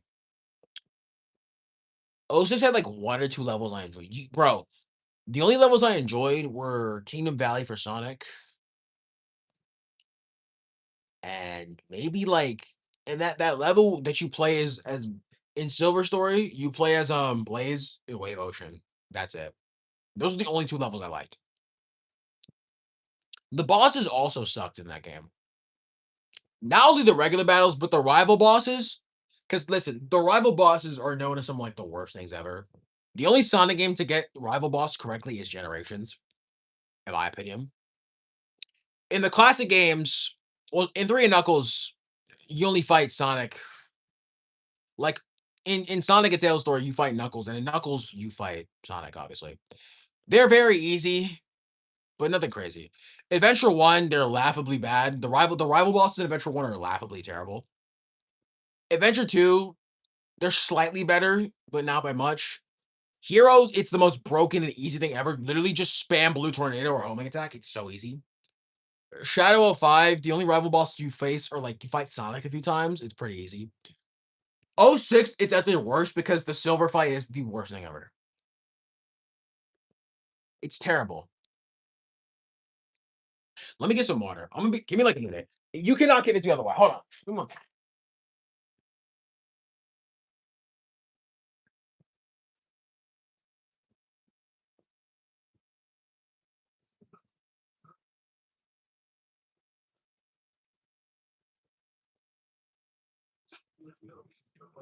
All right, let me go ahead. What do you mean, bro? I was gone for like 20 seconds. Relax. Let me guess. Bro, I'm telling you, bro. The bosses in let me pull my pants up. Bro, the bosses in 06 are terrible. Why is there a fly in this room? All right.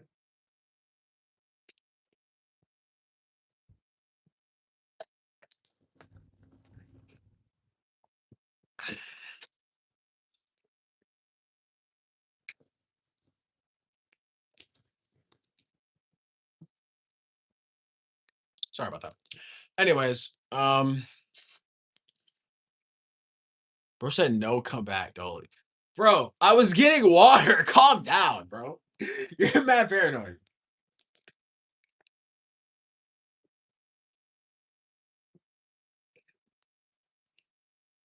Bro, like adventure designs are peak and the new model should be based off those designs. Oh yeah, the characters well, it's not I don't think it's confirmed. It's a rumor that they're getting new models, which the old models are getting kind of stale, I will admit. I do think people were dragging a bit. But yeah. I think the models we should get again. Like I think we should get like a redesign of like the models from like Heroes and Shadow of 5. I want to get those models back. Like a little bit like a more modernized design to those versions. Cause the Heroes models already felt like a modernized version of like the adventure game. Like the Heroes to Shadow of 5 designs, I think were pretty real, pretty good. We got like a more new take on those versions. It would be nice. I think so.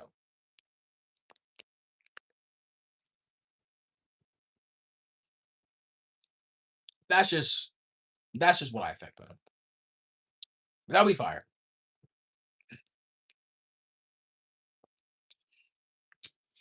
But yeah, I really my favorite Sonic models. I mean, I like mainly all of them. If we talk about the games, the classic model is great. Like the OG classic model, not the one he gets, not like the 3D one. No, ew. Adventure One models were great. Both the OG Dreamcast and the DX version are great models. Adventure 2 models were awesome. I love the soap shoes that Sonic has. Iconic. Heroes of Shadow 5 are some of my favorite ones. Uh the '06 model, I did like his '06 model. Him and Shadow's models I did like. It's like a more mature version of those. '06 had a lot of things I liked about it, but it's very rare because that game's terrible. My favorite Sonic, okay, the one is good, but it's a down compared to the one in the '90s. Yeah, my favorite Sonic models I get are like the OG, like the OG Mondo one he has, like the one he has from like Unleashed, Colors, Generations, like that one specifically. That model I think is amazing. But the newer models, the new modernized models, because They try to make his quill shorter, and it looks very weird. They try to make like it look like a mix of the classic design, but also similar to like the one he has in Colors, Generations, and Legion. It looks awful, honestly. Not awful, but it just looks odd. But yeah, I also like his model he has in Black Knight with the sword. I just like I think Sonic with the sword just looks cool. Secret Rings as well. His Riders model is an underrated one. My personal not my personal favorite, but definitely my top five. I like the model he has in Super Smash Bros. Brawl. I think it looks great. It looks like a mix of his Sonic 06 design and the model he gets in the later games. It looks like a mix of them. Yeah, you already told me that. By the way, Roger is the worst Sonic voice, and either Jason or Ryan is the best. My personal favorite Sonic voice is Jason Griffith. Love his Sonic voice. Ryan is amazing though, but Griffith's my favorite. Roger, here's the thing. Roger is a great voice actor. I think out of the three, outs like in general, he's a better voice actor than like Jason and Ryan. Just in general, not Sonic, just in general. I love Roger in his other stuff. Like a lot of his work, I really enjoy. I think he was amazing as Ezio in Assassin's Creed. I love Chris Redfield in Resident Evil 5. Love him as Batman. Love his Batman in Arkham Origins. I think he does an amazing Batman. Easily one of my favorite Batmans. His Sonic voice. Okay. I think it's gotten better. It's definitely gotten better than it was before. Because back then, like if we're talking like back when I was looking at cutscenes for like Colors and Generations, I hated his voice so much. I did not like it. Him as Metal Sonic would be cool.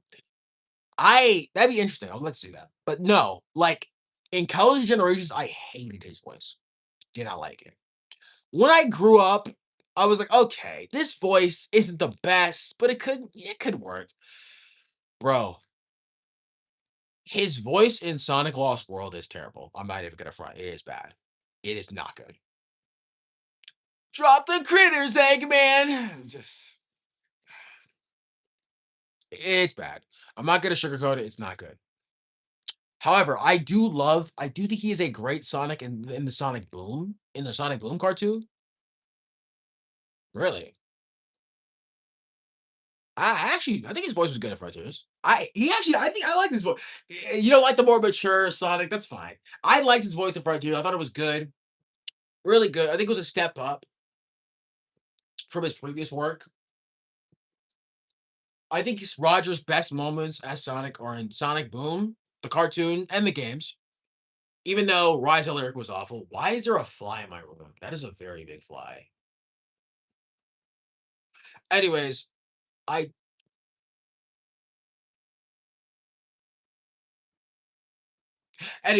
I do think his voice in the games like Boom, Rise of Lyric, Shadow Crystal, Fire and Ice, and the cartoon of Boom, and Frontiers, and I guess Crossroads by proxy are very good. But I definitely think his voice lines are better in as other characters. Like Roger seems like a great guy. Like I think all the voice actors seem like very chill people, but they exaggerated a little bit because his Lost World voice. No, Lost his voice in Lost World. They're gonna turn Tails into a robot. That's horrible.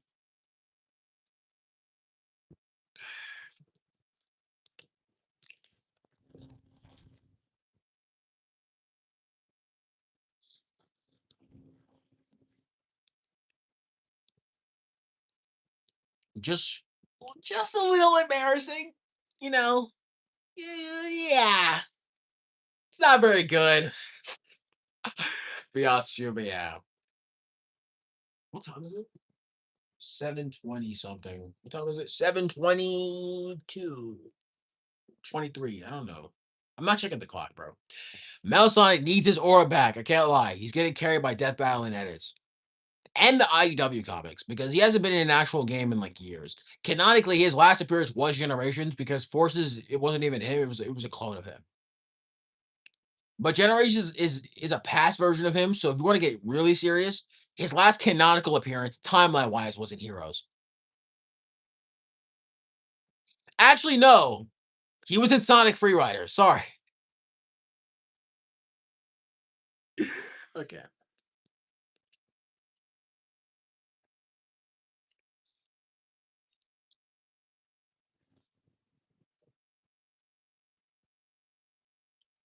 Oh yeah, my fault. No, because that version is based off the heroes. I mean, we'll count it. Fine. Timelines, man. Time travel. Here's the thing: the Sonic series does time travel sometimes pretty well, and sometimes horrifically, like awfully. Like the way it's done in Generations, both Sonic and Shadow Gens, it's fine. Doesn't bother me. But the way it's done in games like Forces in '06 is just, bro. Rank the worst superhero films from bad to worst. Okay, what are some of the what are okay, fine. All right. The worst superhero films? I mean, I'm gonna just say that I can't think of the worst ones. So I'm gonna just say like the obvious picks. Batman and Robin's up there. Superman 4, not a good film. Um, what else? Green Lantern movie was pretty not like the worst, but it's pretty terrible. X-Men Origins Wolverine, embarrassing movie. Like just an awful film. Uh Awful, like Wolverine's claws look like they're from a video game, which is funny because there was a video game. Listen, TASM 2 wasn't great, but the worst compared to these films, bro, Catwoman, that might be the worst one. That might Catwoman might be the worst one I'm gonna talk about. It is so bad. Like, okay. OGs know. OGs know. If you watched the Nostalgia Critic as a kid, you would know. He did a video on Catwoman.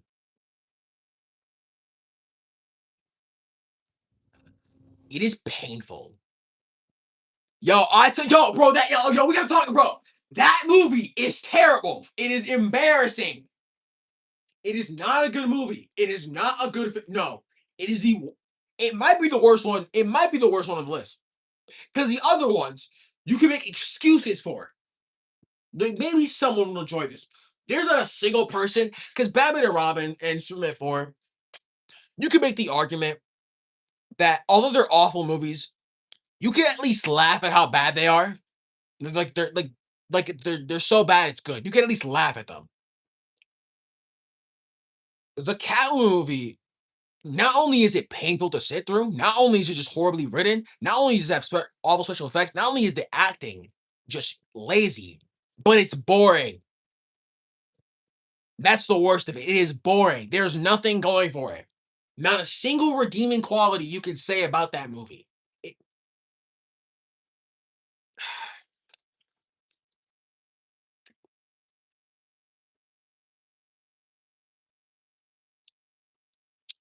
the Fantastic Four movies aren't much better. I didn't see the new one, the First Steps. I didn't watch the new one, but I heard it was actually pretty good, which I was like, thank God.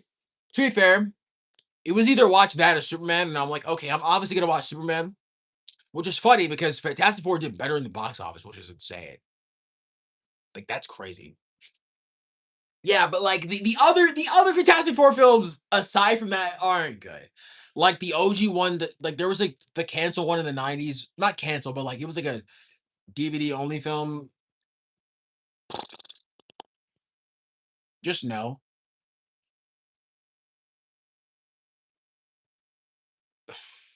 Don't even get me. What is this? The ones from the 2005, 2007, the ones from like the 2000s were much better. I think they had Jessica Alba as Susan Storm. That's funny. like, like, which is funny because I think she came out and said that she hated those movies, which that's kind of sad but funny. But yeah, and obviously Fat Four Stick. No,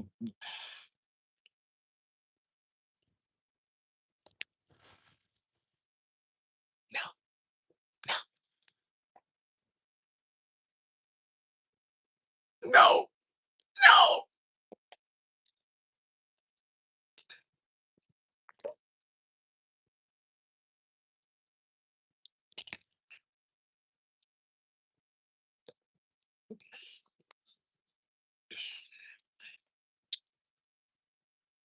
Don't don't compare them.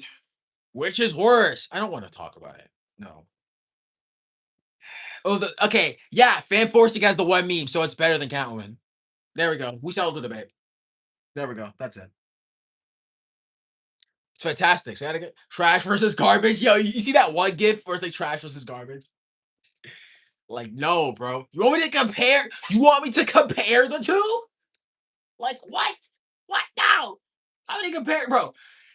Compare which is work. No. What else is there?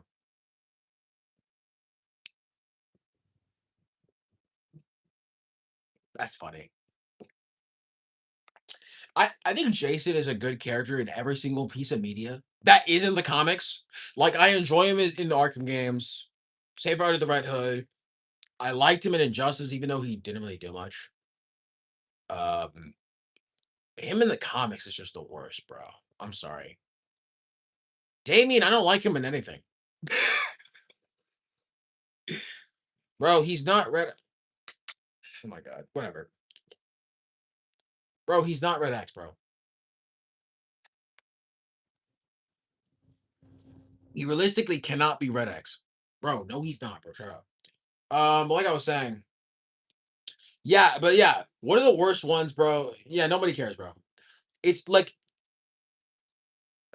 dude, what I don't understand about these movies, right? Like, how do you film this and think, yeah, this is gonna be a hit? Like these movies that you make, bro. Else? What else are some of the worst ones? Is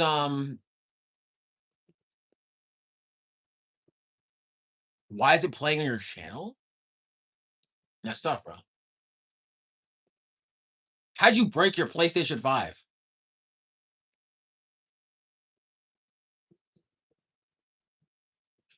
But yeah, what I don't understand, because the movie. Oh, okay. What else is there? Remember that it was on Tubi. Yeah, that makes perfect sense. Okay. Wow. That is definitely a Tubi original film. Definitely has the quality of one. Tubi is where all the bad movies go. Worst Batman show?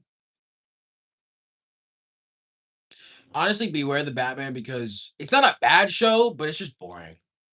Like it's not nothing crazy, you know. I think the designs are a bit weird. But yeah. Batman the Animated Series, I enjoyed. Peak show. The new Batman Adventures is great. Although for the new Batman Adventures, I don't like a lot of the villain designs. Not a big fan of some of the designs of the villains. Batman Beyond is amazing. I love especially the Return of the Joker. He's such a great, just kind of sad, a bit of a sad, depressing movie. Brave and the Bold was good. That was one of the ones I grew up with. Yo, what are some of the best superhero TV shows? You can do animated. We'll do animated first because live action's a bit like harder to do. Some of the best animated superhero TV shows: Marvel, DC, outside sources. Doesn't matter. Spectacular Spider-Man's out there. Yeah, best Spider-Man show. Not even close. They did that show so dirty. The fact that it got canceled after 2 seasons still breaks my heart to this day. Love that show.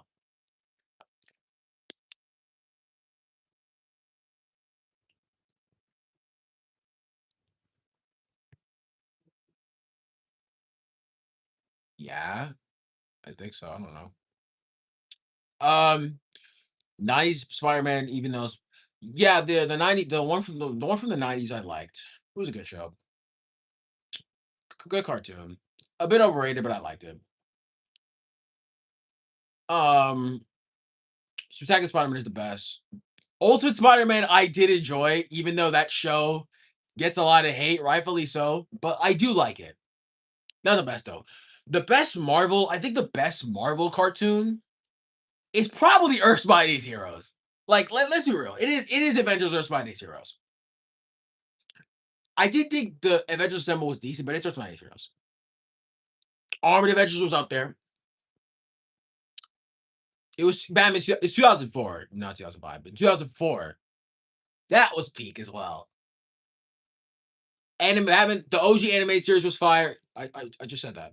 The OG animated series was fire. So was New Adventures.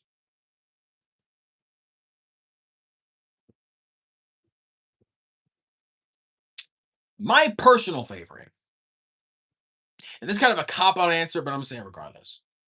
I'm gonna say like two, three. Okay, Justice League and Justice League Unlimited. Those shows are the best. Like definitively, like there's no argument behind. Like it is those shows. It is the Justice League cartoons, Justice League OG and Justice League Unlimited. It's just better. Two other picks I have that are also DC.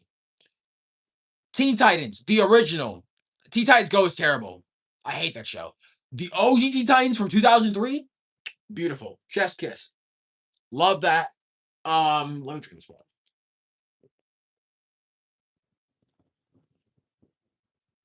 Love that show. Got canceled. Got 5 seasons, and he left us at a cliffhanger. That Tokyo film was fire. I'm gonna give y'all a pick that I don't think a lot of y'all are gonna say. Young Justice, specifically season 1. I love Young.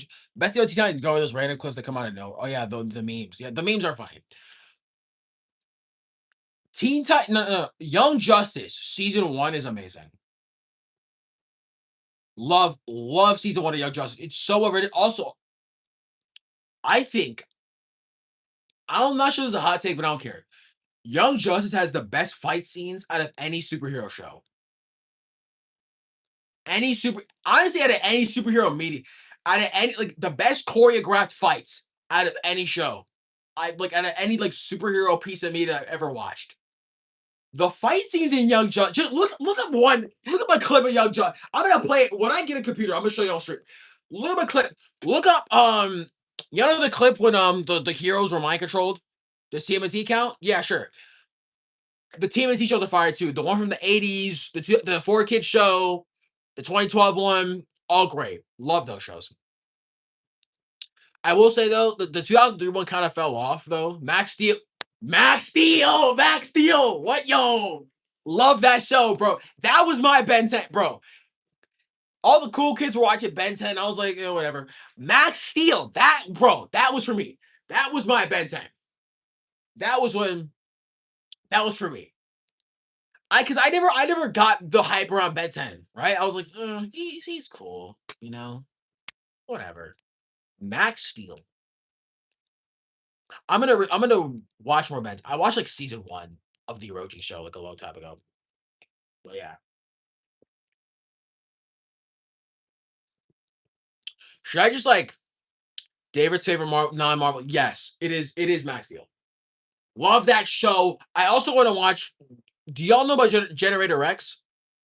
I want to watch that show, Generator Rex. That one, what I want to watch. That would also do the Ben 10 crossover, I believe.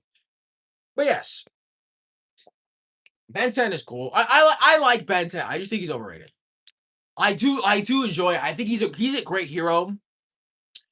But not gonna lie, Ben is a terrible boyfriend. I'm sorry. I hear him. He's not, bro. He is not a good boyfriend. Let's be real. He's a great hero. He is a really good hero. Should not date anyone. I'm not gonna lie. Should not be 3 feet near a woman. All I'm gonna say is that's what I think.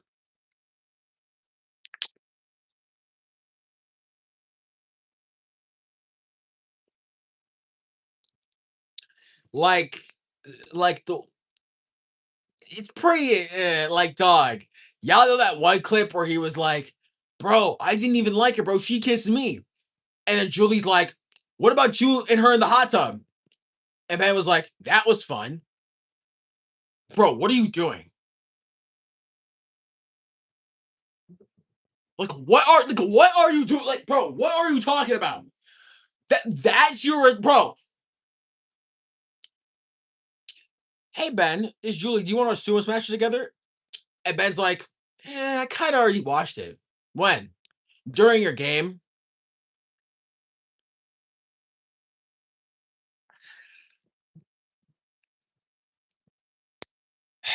Like, at least, okay. At least with other heroes, they at least try. Like they at least somewhat try. I get Ben's busy, right? Like here's the thing. I give him excuse because like he's still a kid, right? He's a teenager. He's like by the time of Alien Force, he's like 15, I think. And by like the end of Omniverse, he's like 16. He's still a kid, right? But bro, come on. You know? Like, what are you doing, man?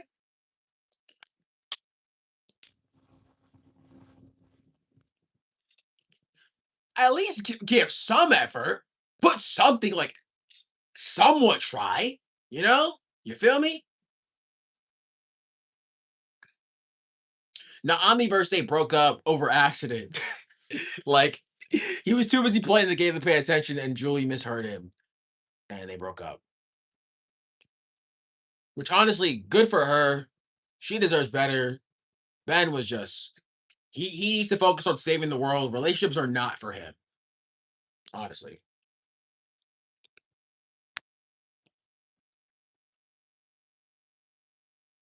Him and Kyle Scream made me want to break West.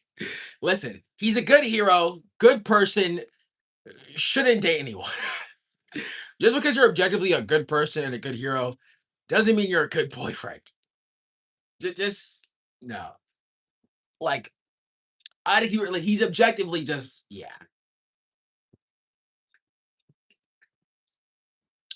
But yeah, what is this fly doing? I think there's two of them.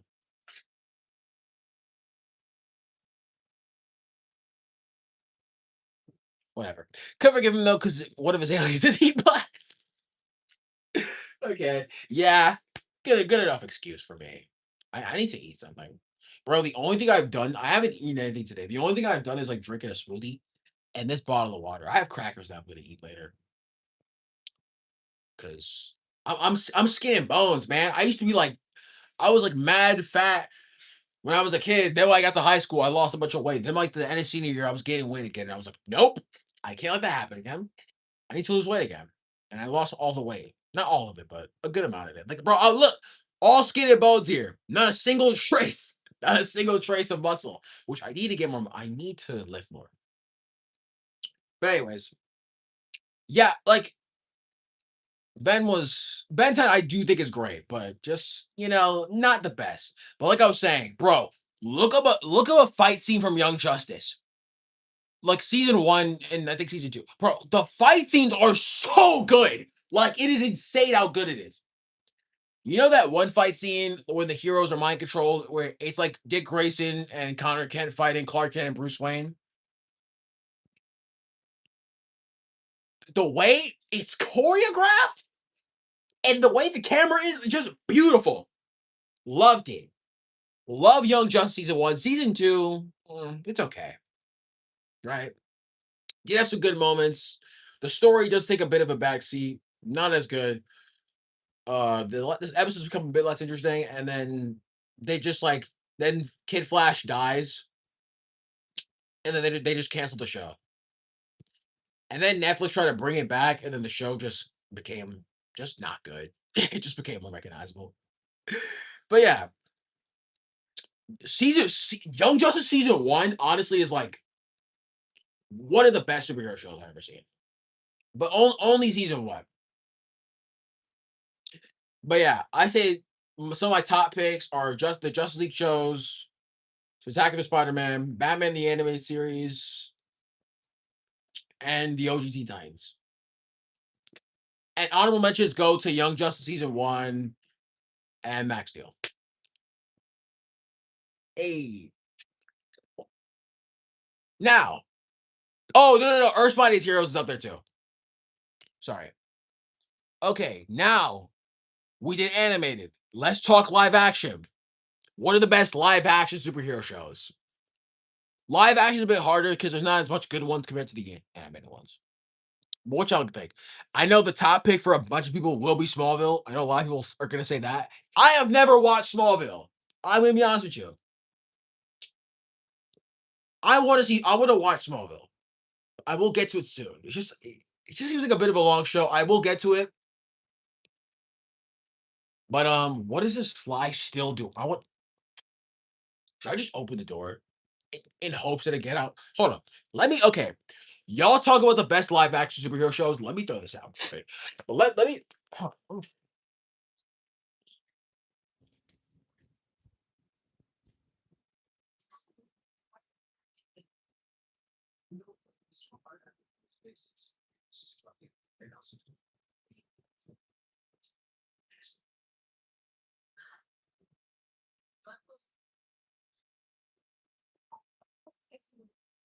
the fly get out? Did it get out? No, it's still here. Okay. Whatever. It's gonna stay here. The fly is gonna join us this stream, guys. You're back. Okay, yeah. I was asking. Okay, I was talking. You could look back at the clips later. You could rewatch the stream and look back at the clips later. I was talking about Young Justice and how the fights are really good in season one, and the show kind of fell off after that. Now, those are my top picks for the animated superhero shows. What are some of the best live action superhero shows? Now, people are gonna say the Marvel Netflix shows I never seen. I want to watch those soon because I think they're really good. Um, but what do you guys think? Moon Knight was pretty good. That's good to hear. Now, personally, yeah, I enjoyed. Okay, the Arrowverse shows I grew up with. Those are the stuff I grew up with as a kid. The Arrowverse shows, specifically Arrow and the Flash. Even though the Flash had a steady decline, Arrow. Here's the thing. Because here's the thing, the Flash and Arrow both peaked in the earlier seasons. Both had a steady decline around like the midpoint of when the shows were running. However, Arrow was able to recover from that that decline. They was able to pick themselves back up and become a somewhat decent show. The Flash only got worse and worse and worse the more it kept going on. And I think that the reason why is that fundamentally a show like The Flash can't work with multiple seasons. Well, Superman and Lois technically isn't a CW show. It was like funded by HBO Max, I think. Like it was aired like the CW only aired it, but it's an HBO Max show. That's why the quality is just so much better compared to the other shows. Also, I think it takes place in a different universe. But anyways, yeah, Arrow was able to pick itself back up. The Flash just sank the boat. Just sank the boat completely. It got bad. Now, personally, I think the point where I was getting personally, I think the point where I was getting tired of the Flash in the show, I would say it'd be around season 3. That was the point where I was like, yeah, I'm just sick of the show. Because season 1 was a really good, like season 1 is like really good. Like even to this day, even though some of it hasn't aged well, still a great show. Season 2, I like it, but like it could have been like a bit better, you know. It's just kind of a rehash season 1. Season 3 is when the Flash becomes a completely bad show. That's when the show completely jumps the shark, completely becomes unrecognizable. Around like 8 or 8:15 on that stream. That's when the Flash becomes a completely unrecognizable show. Complete massacre. Just not fun to watch. Just embarrassing, really. And I think the reason why Arrow was able to pick itself back up is because The Flash as a show fundamentally cannot work in this format because the way his power set is, realistically, he should be able to win every single fight in a second, right? Because with stories like this, like super speed is a very like OP superpower. A bit of an overrated one, but a very overpowered one as well. And realistically, a character like Flash should not be getting in situations he gets in, or the situation should be resolved very quickly because the Flash, like okay, here's the thing. When he struggles to fight a different speedster, like Reverse Flash, Zoom, Savitar, Godspeed, whatever.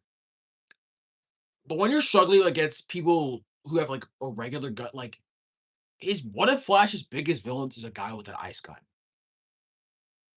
Can't you phase? Can't you phase out of like solid object? Like, what are you so worried about? This fly will not leave. But yeah, I don't understand how like you struggle with this. Like a character, this type of format should be easy. It is funny. No, it's hilarious. But yeah, Arrow is more grounded, right? It's more realistic because Oliver Queen is a regular human, which I think Green Arrow, I think is an underrated character. Jay hates him, but also, who cares about what Jay thinks? Jay, no. But yeah, like I think fundamentally, Arrow makes sense because he fights more realistic people most of the time, except for season four. Season four Arrow we don't talk about, but yeah, Arrow's able to pick itself back up and become a more grounded show and realistic.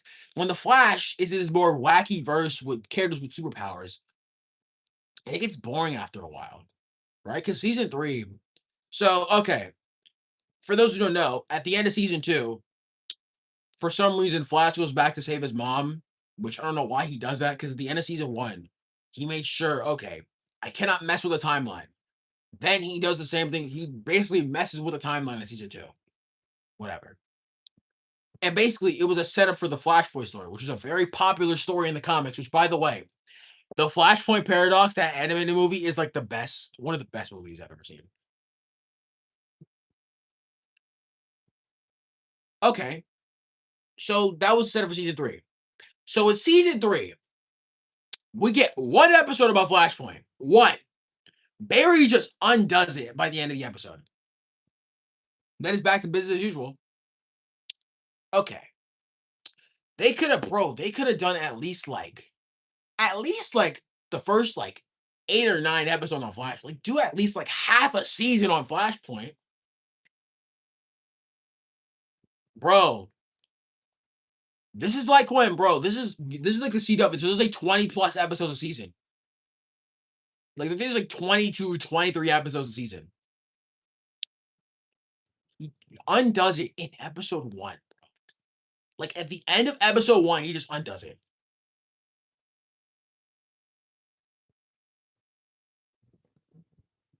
And I think at that point, I think that was the point of that's when people got tired of the show because they were like, really?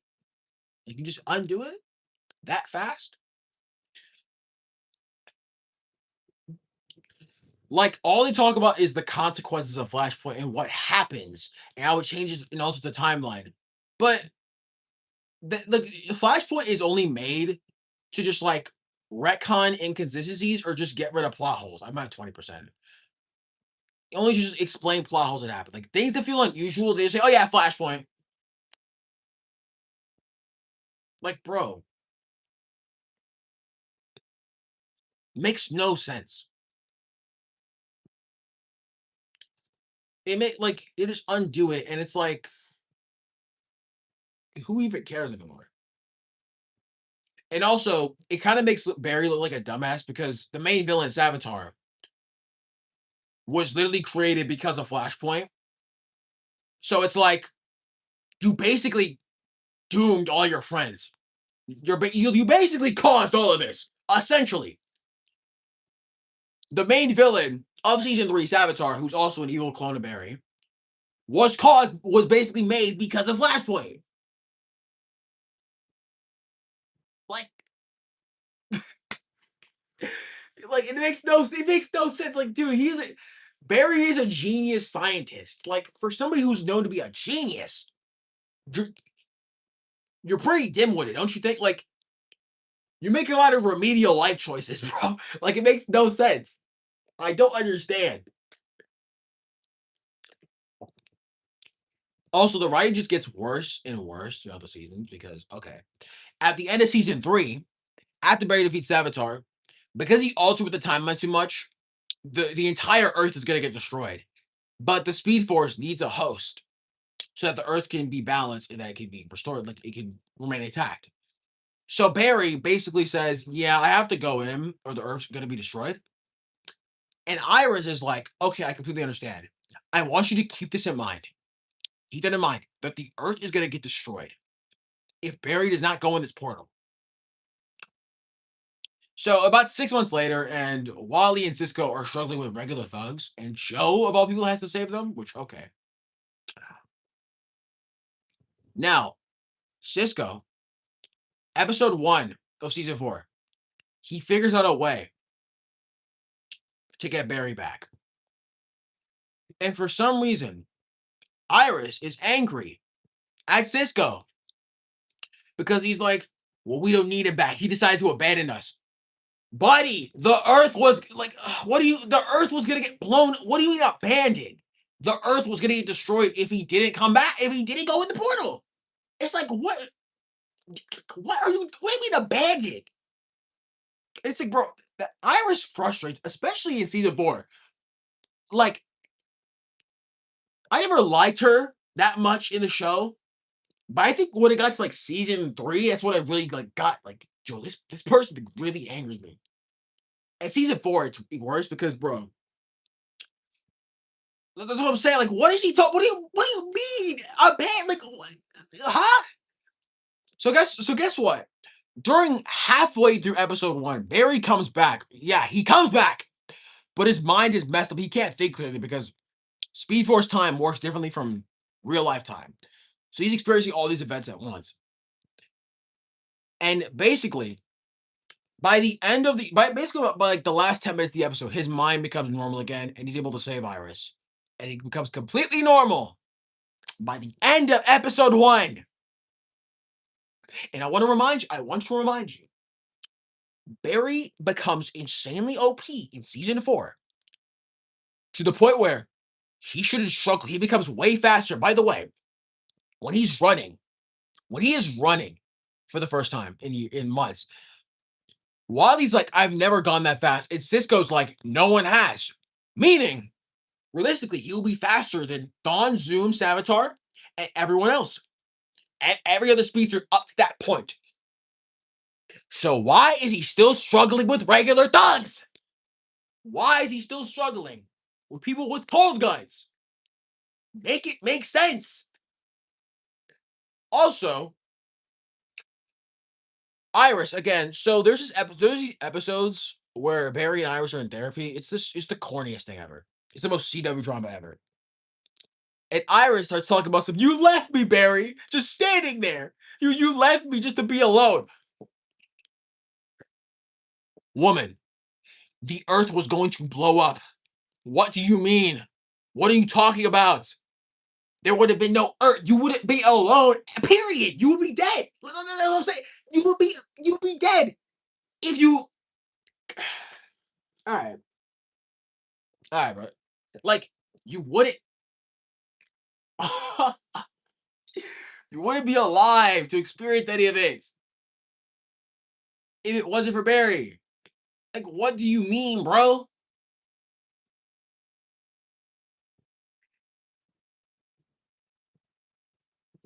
Just the stupidest thing ever. It makes no sense. Like, also the episode Flash Time, Barry has the ability to where he can slow down time so much to the point where he can stop a nuke that's like minutes away from exploding. And the episode lasts like a whole hour.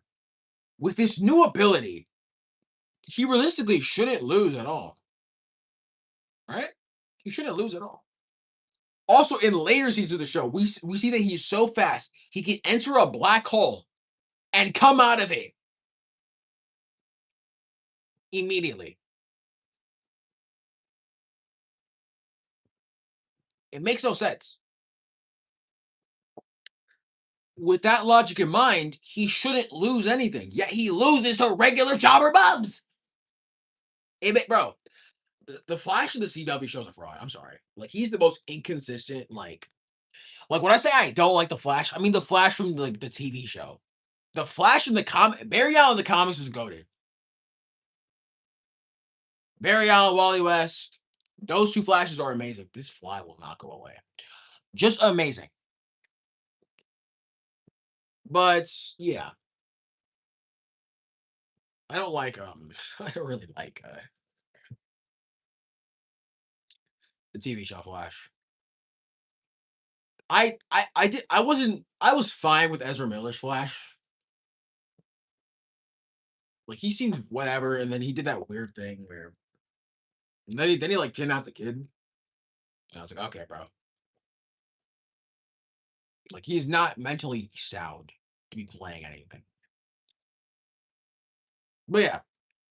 Anyways, yeah, he is a weirdo. He's a weirdo. I thought his Flash was okay, but man, he has some issues. He needs to get some help. Like this man, he choked a fan. He kidnapped a kid. Like this guy's like a menace to society. Like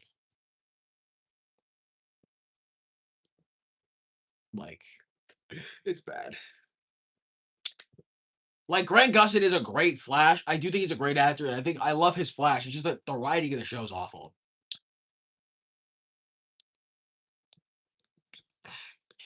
But yeah, Arrow manages to come back and it becomes better. Like season one of Arrow was really good. Save for season two, also great. Season three, season three is bad. Season four of Arrow, not good at all. Season five of Arrow is really great. I love season five. That whole Prometheus storyline was fine. And honestly, for season six, seven, and eight, they're just okay. They're just all right. Right? Like Arrow manages to come back and it becomes a show that's like at least watchable. It's like whatever, like still decent. Flash just becomes completely unrecognizable. Just an embarrassment of what it was before. Just not good.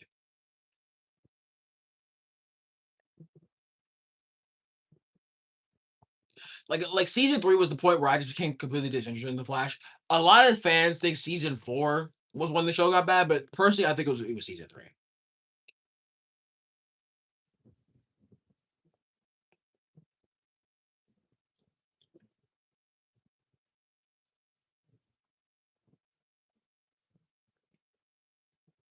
But nah, I never watched the other Arrowverse shows. I wasn't a fan of. I wasn't a big fan of. I never really, honestly, I never really liked Supergirl that much. I never really cared for it. I did like some of the crossover she had with like Flash and all the other stuff, but whatever. I didn't care for Supergirl. Legends of Tomorrow, I watched a few of that. That was a fun show. I like the time travel aspects of it, and I think it does it very well. And I think the dynamics of the characters is very cool. Batwoman, we don't talk about. We don't talk about Batwoman. Black Lightning, I didn't watch. So yeah. I will watch the Marvel Netflix show soon. But yeah, just the Arrowverse just fell off a cliff. And the CW in general just fell off in general. Just not fun. Just bad. A lot of the prime shows CW either ended a long time ago or they just got significantly much worse. Like I watched the Vampire Diaries a bit. Honestly, only the first like three seasons are good. So yeah. Smallville I never watched. Well, yeah, I want to watch the 100, which I heard that show's pretty good for a CW show. But yeah, that's what I think personally. That's my thoughts. I'll stream for like another 10 minutes because my phone's at low battery and I don't want my phone to die. So yeah, heard that Flash something with Batwoman that made DC fans mad. I forgot what it was. They I don't know. Man. I don't know what they did with that. Bro, I'm like, bro, season one, Batwoman, they had the girl and then they replaced her. She got tired. I don't know, bro. Like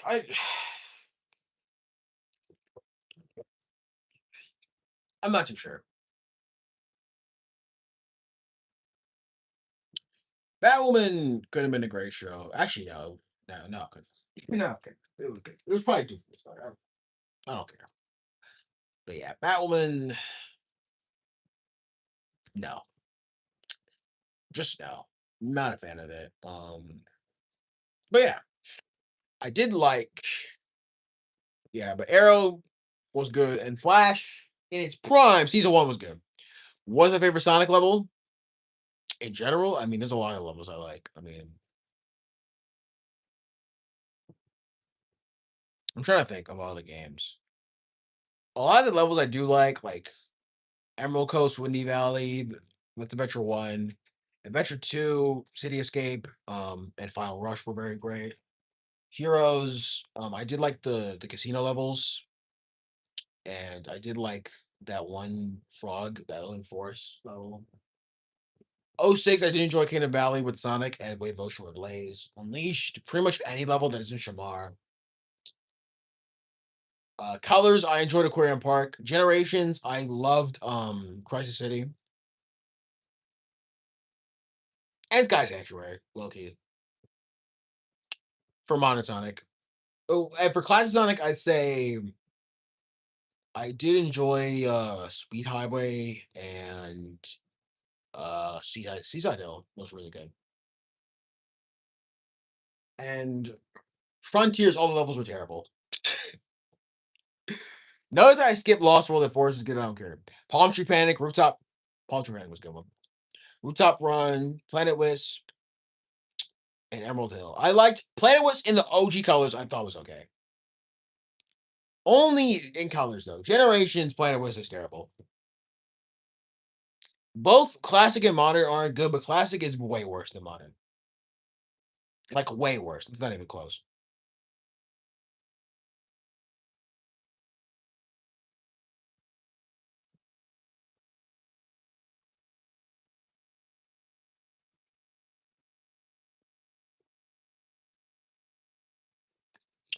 But I mean, yeah, I mean, just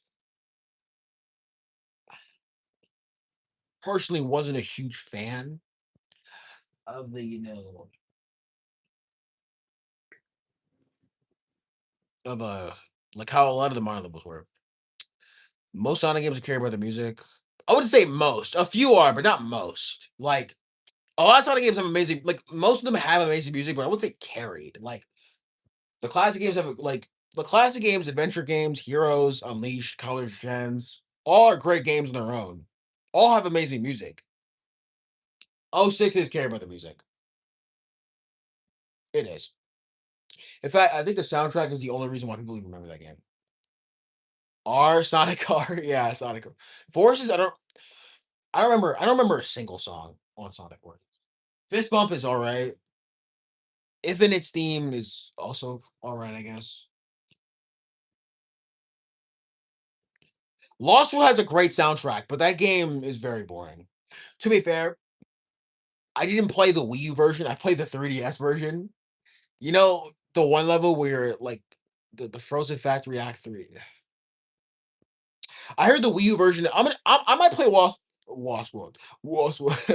I might play Lost World, sorry, on PC. Because that version is basically just the Wii U version with better graphics. However, the Wii U version has DLC that is exclusive to that version. Like the Zelda DLC I heard was really good on Wii U. But yeah. I'm not dusting off my Wii U to play Sonic Lost World, so I'll probably just play it on PC and model the DLC if that's available. Because I'm not doing that. Yeah, Yoshi DLC as well. But yeah, I'm not tweaking it. You know what I mean? So I'm chilling. Bro, I woke up at like 5:30 in the morning. I had to wake up early because my parents were staying somewhere overnight and I had to be awake early. Wonder when we're ever gonna get a proper Sonic and Mario crossover. That isn't the Olympics or Smash Bros. That it would be a Nintendo exclusive because Nintendo is mad lame. So it would probably be on the Switch too. What would the game be like? It would be interesting. I don't know. I would like an actual proper game with Mario and Sonic, but that would also mean I would have to buy a Switch too, which I don't feel I to this day I don't have a reason to, right? If I do buy a Switch too, I'm probably just gonna give my brother my Switch one because I don't care. He can have it.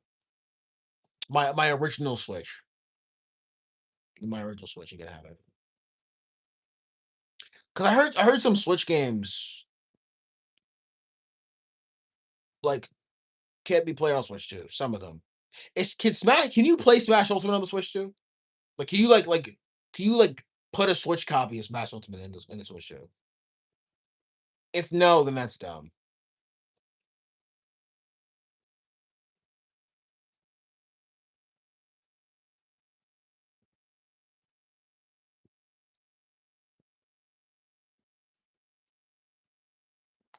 Mainly because I don't know shit about that console. Okay. Yeah, I have no reason to play it. I'll buy a Switch too.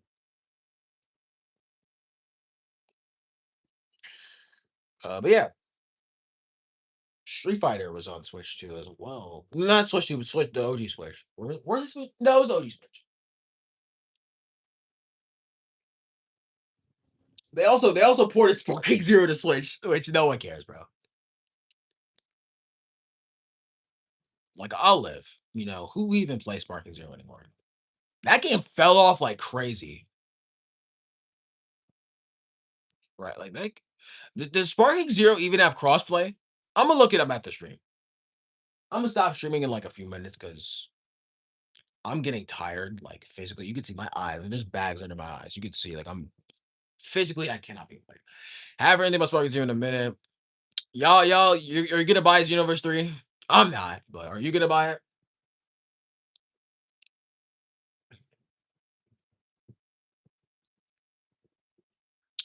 Like Xenoverse 3 would have been so hype if it came out like a few years. If it came out like 3 or 4 years ago, would have been so hype.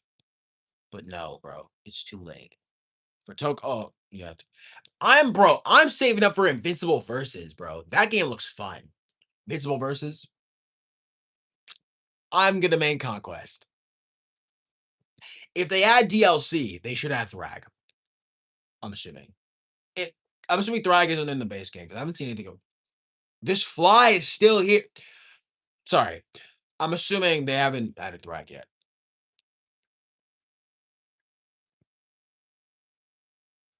That's my assumption, but yeah.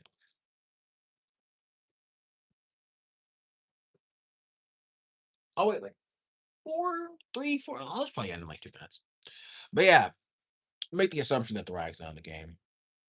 But yeah, that's what I think personally.